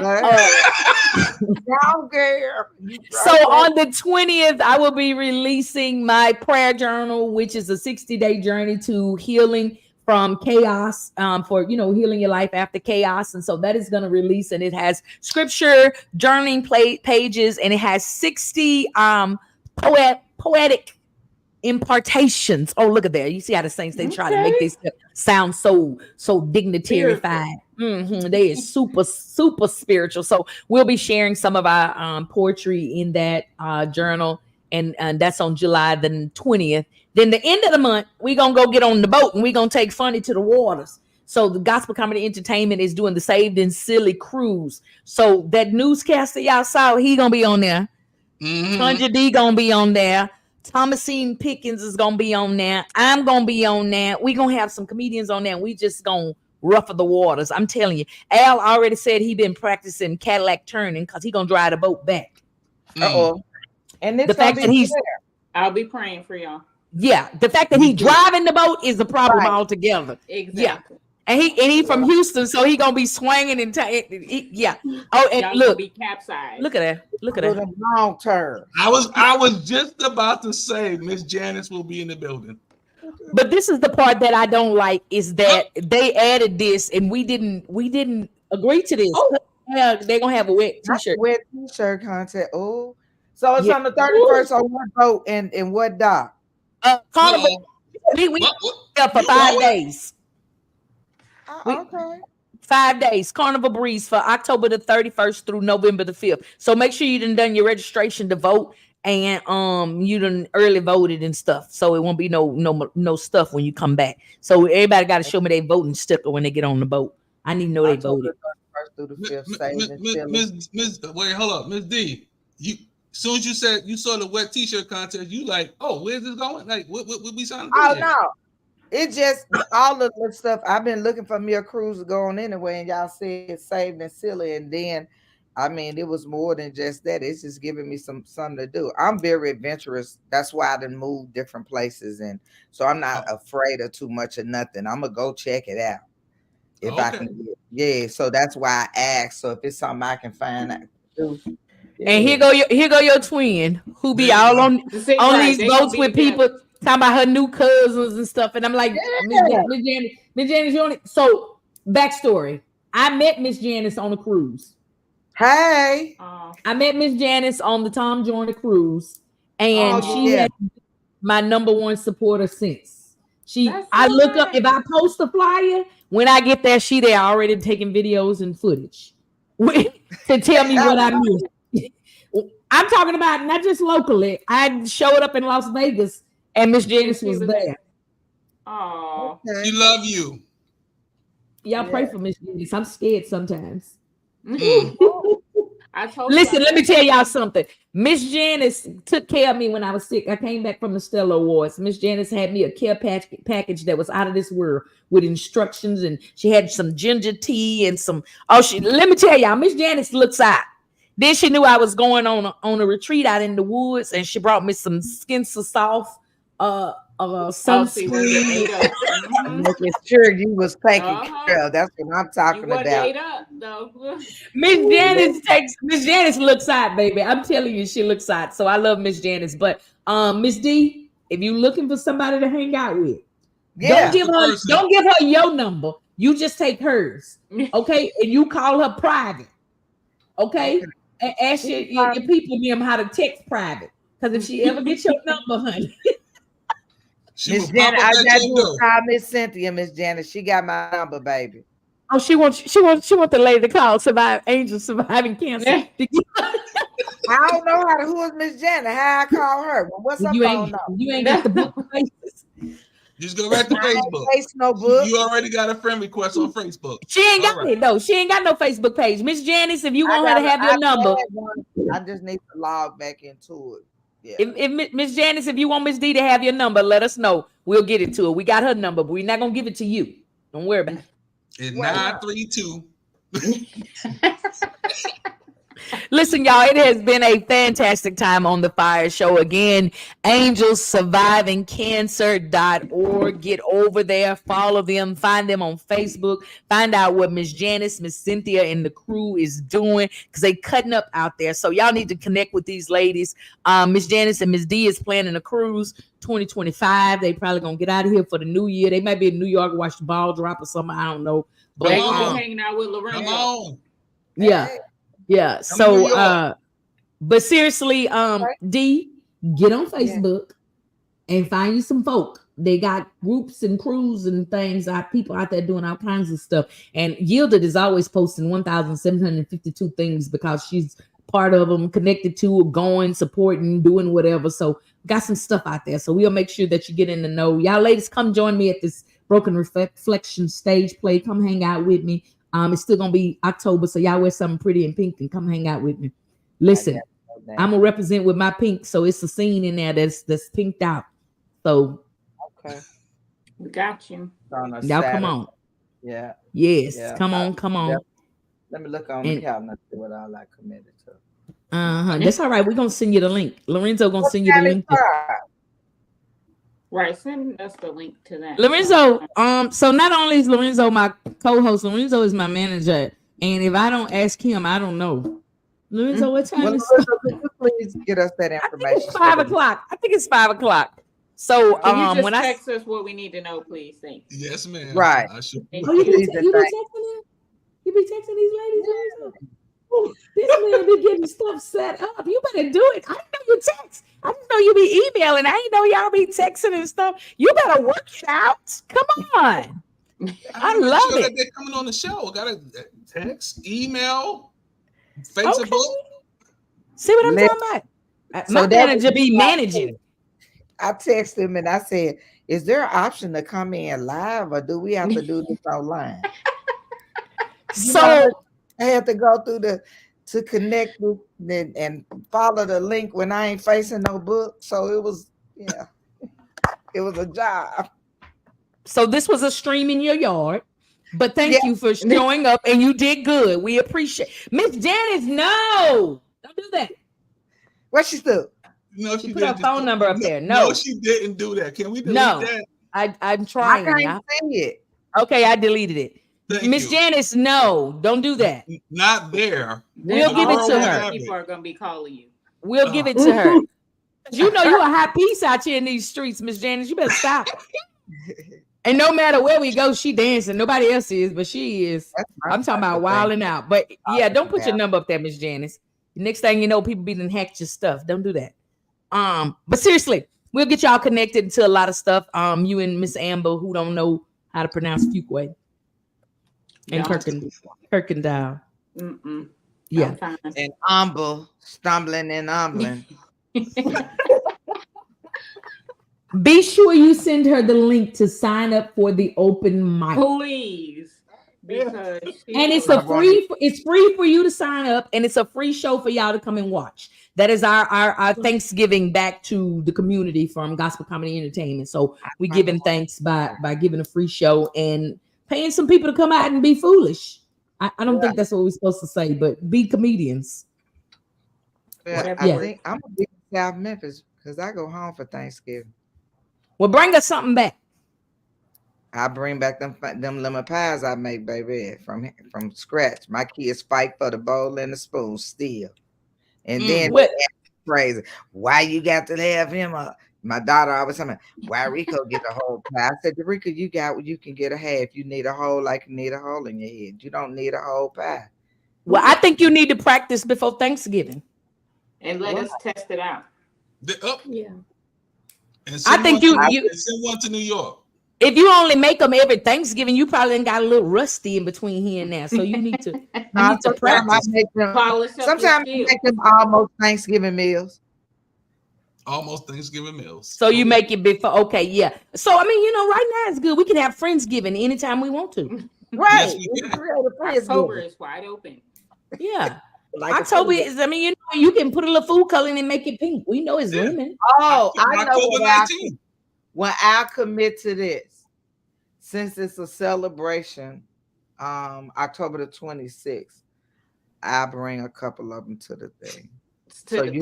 Okay. Lorenzo, I think you should take everybody off the camera because October the 26th, we're not going to be there. We're not going to be there. You just said where y'all going to be at? It's our show. How you going to have something that's something we not going to be at and give to people? It's our show. Well, I wasn't trying to take over. I was just trying to blend. But I'm just saying, if you gonna do something, you give it where we gonna be at. Since you broadcasting it on our show, October 19th, October 20th. She said you gotta pick yours up before you go. Look, did she put some paper on this? She like, I'm over y'all. Did she just I'm over y'all? I'm over y'all. Wait, did she just lean back? She just leaned back like y'all. Y'all are hilarious. Okay. So we skipped over when we went from October 20th, the book launch of Renewed, we jumped straight to the cruise. But the week after the book launch, which is October the 24th through the 27th, we will be in Atlanta, Georgia for the Spin Awards, where the FIYAH Show has been nominated in 2 categories. Cousin Al has been nominated as the co-host of the year, and Yielded has been nominated as the voice of the year. And Yielded will also be inducted into the Spin Awards Dope Women in Radio Hall of Fame. So awesome. That's where we'll be on the 26th, not getting no lemon pie. Mm-hmm. Okay, exactly. We gonna figure that. We ain't gonna. You got to give her a celebratory pie. But you know what? I thought D was gonna be my favorite, but I see you is. Yeah, I know. I'm sitting there like, oh. But I know Stacey might hit her in the cut. She ain't gonna say it. She just sneak attack. She sneak attack. Okay. Boo boo boo boo. Yeah, she'd have hit in the cut. I will. D look like she can cook a pie too. I love to cook. She said she's from Memphis, so I just knew it was gonna be something. Look, y'all, it's been a blessing to have y'all on here. Miss Janice has already given her benediction. So I guess that means it's time for us to go, although she was talking about us ending church too soon. It was too soon for her, but she gone. But you know what? Thank you, Miss Janice, for actually being on time today. I know, right? It's 5:00. Anyways, we are here every Tuesday, 4 to 7 p.m. Shout out to Pastor Jaylon Calhoun out in those Las Vegas streets, who makes it possible for us to broadcast on Anointed Radio Network. Shout out to all of you that are listeners, lookers, and followers, and low-key supporters. That means y'all tip in and don't say nothing. That means y'all don't like the button. That means y'all don't share. Y'all low-key supporters, and we appreciate y'all too. We're just looking for all of you that want to be a part of the FIYAH Show. If y'all want to come on the show and y'all want to tell your story, call Lorenzo. Call Lorenzo. Yeah, call Lorenzo. I was going to give him your number, but I can't think of it right now. It's 832-598. Oh, you don't want me to give him your phone number? No, go ahead. Give it to him. They called me. That's not New York. Go ahead. That's not anyway. Give him the fire phone number, please. Yeah, she was saying that was that New York. You talking about? Go ahead. Yeah, No. Don't give him that one. Go ahead. Give Go him ahead. the fire phone number, please. Nah. We're gonna give him that New York number. New York. I would not answer Yeah. that. Yeah. New York number. We'll be bugging high if we gave him your phone number. Bugging. Yeah, bugging for real. See what I'm talking about? So New York. Listen, ladies, you are now Fire Nights. You are official members of the Fire Church. You can show up every Tuesday if you want to. You can show up every Tuesday if you don't want to. You can show up any Tuesday around 6 o'clock and stress your, show up for testimony period. Just start typing it on the screen. Let the people know what's on your mind, what's on your heart. Just don't cuss, but show up. Let us know what's getting on your nerve and who irritated you throughout the week. So this is an outlet every day. That's therapy. I just signed y'all up for therapy sessions every Tuesday, 6 o'clock. You can come on here and lay on the couch and give out your own likes. But we are grateful to have had y'all. Thank y'all so much for your testimony. Thank you for your strength. Thank you for your resilience. Thank you for your willingness to share and to give back. Again, anything you want to talk about that you think edifies the body, because we're here to lift up the name of Jesus Christ. Anything you can think of, call Lorenzo. Tell them to book you on the show. You got a friend, a cousin, a neighbor, frog dog. If they can say Jesus, we want them on here. So thank y'all so much. Amber, stop laughing. It encourages me. It does. It really does. Thank you. Look, let me come off camera. Hey, you better watch how you do that. I do the pull back 3,000 and give God a praise right up in here. The sound of that bell hits me down in my shana now. Don't play with it now. Listen. Let me tell you something. Ice cream truck came down the street in Nashville the other day. I almost gave him a pumpkin patch praise. We were walking by a pumpkin patch right in front of the school. The school was doing a fundraiser, and they had the bumpy pumpkins, the white pumpkins. They had the squash pumpkins. They had all of that. And that thing come through there and rung a bell. I said, well, you better watch out now. I will run through all these pumpkins. Y'all, hey, there's something about that bell ring that does it for me. It activates my Holy Ghost. Don't play with me now. Listen. Wait, what's the name of Good Humor? Because it ain't Mr. Softy. Who? I don't know. I just heard the bell. It wasn't even about the ice cream. Ring the bell again and watch y'all run. You ring that bell again. Watch y'all run all through up in here. Don't tear this church up. You hear me? See, I was up here. We have a melody up here. That's the Unalive You band. This is the real. That's the band that don't let you out the back. I can't say, the one with no windows and no door handles. That's the Unalive You band. Don't get it there. Mr. Softy. Mr. Softy. Yeah, Mr. Unalive You. You know what? I'm done. Okay. It's been a great show. It's been beautiful. Thank you. Don't go to the Unalive van. All my New York people is going to be sitting there like, what?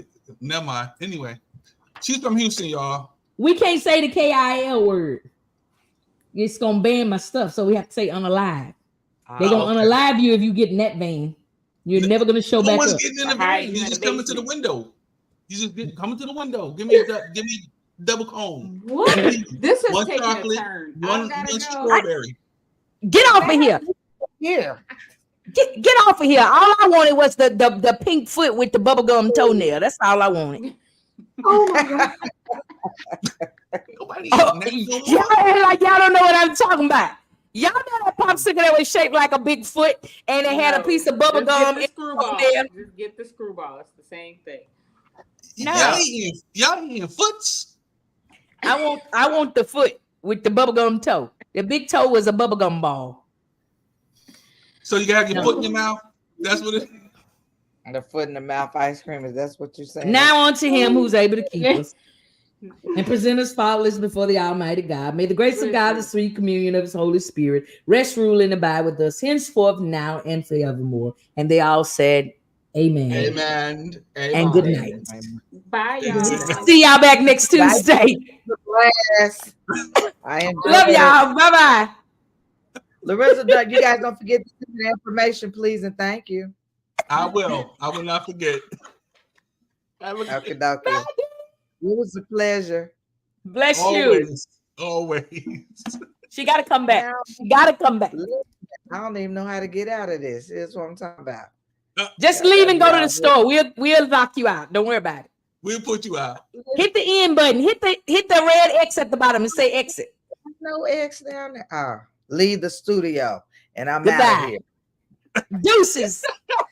I'm in it. It won't even let me leave you. Oh my God. Help her, Lord. Help her. I'm telling you.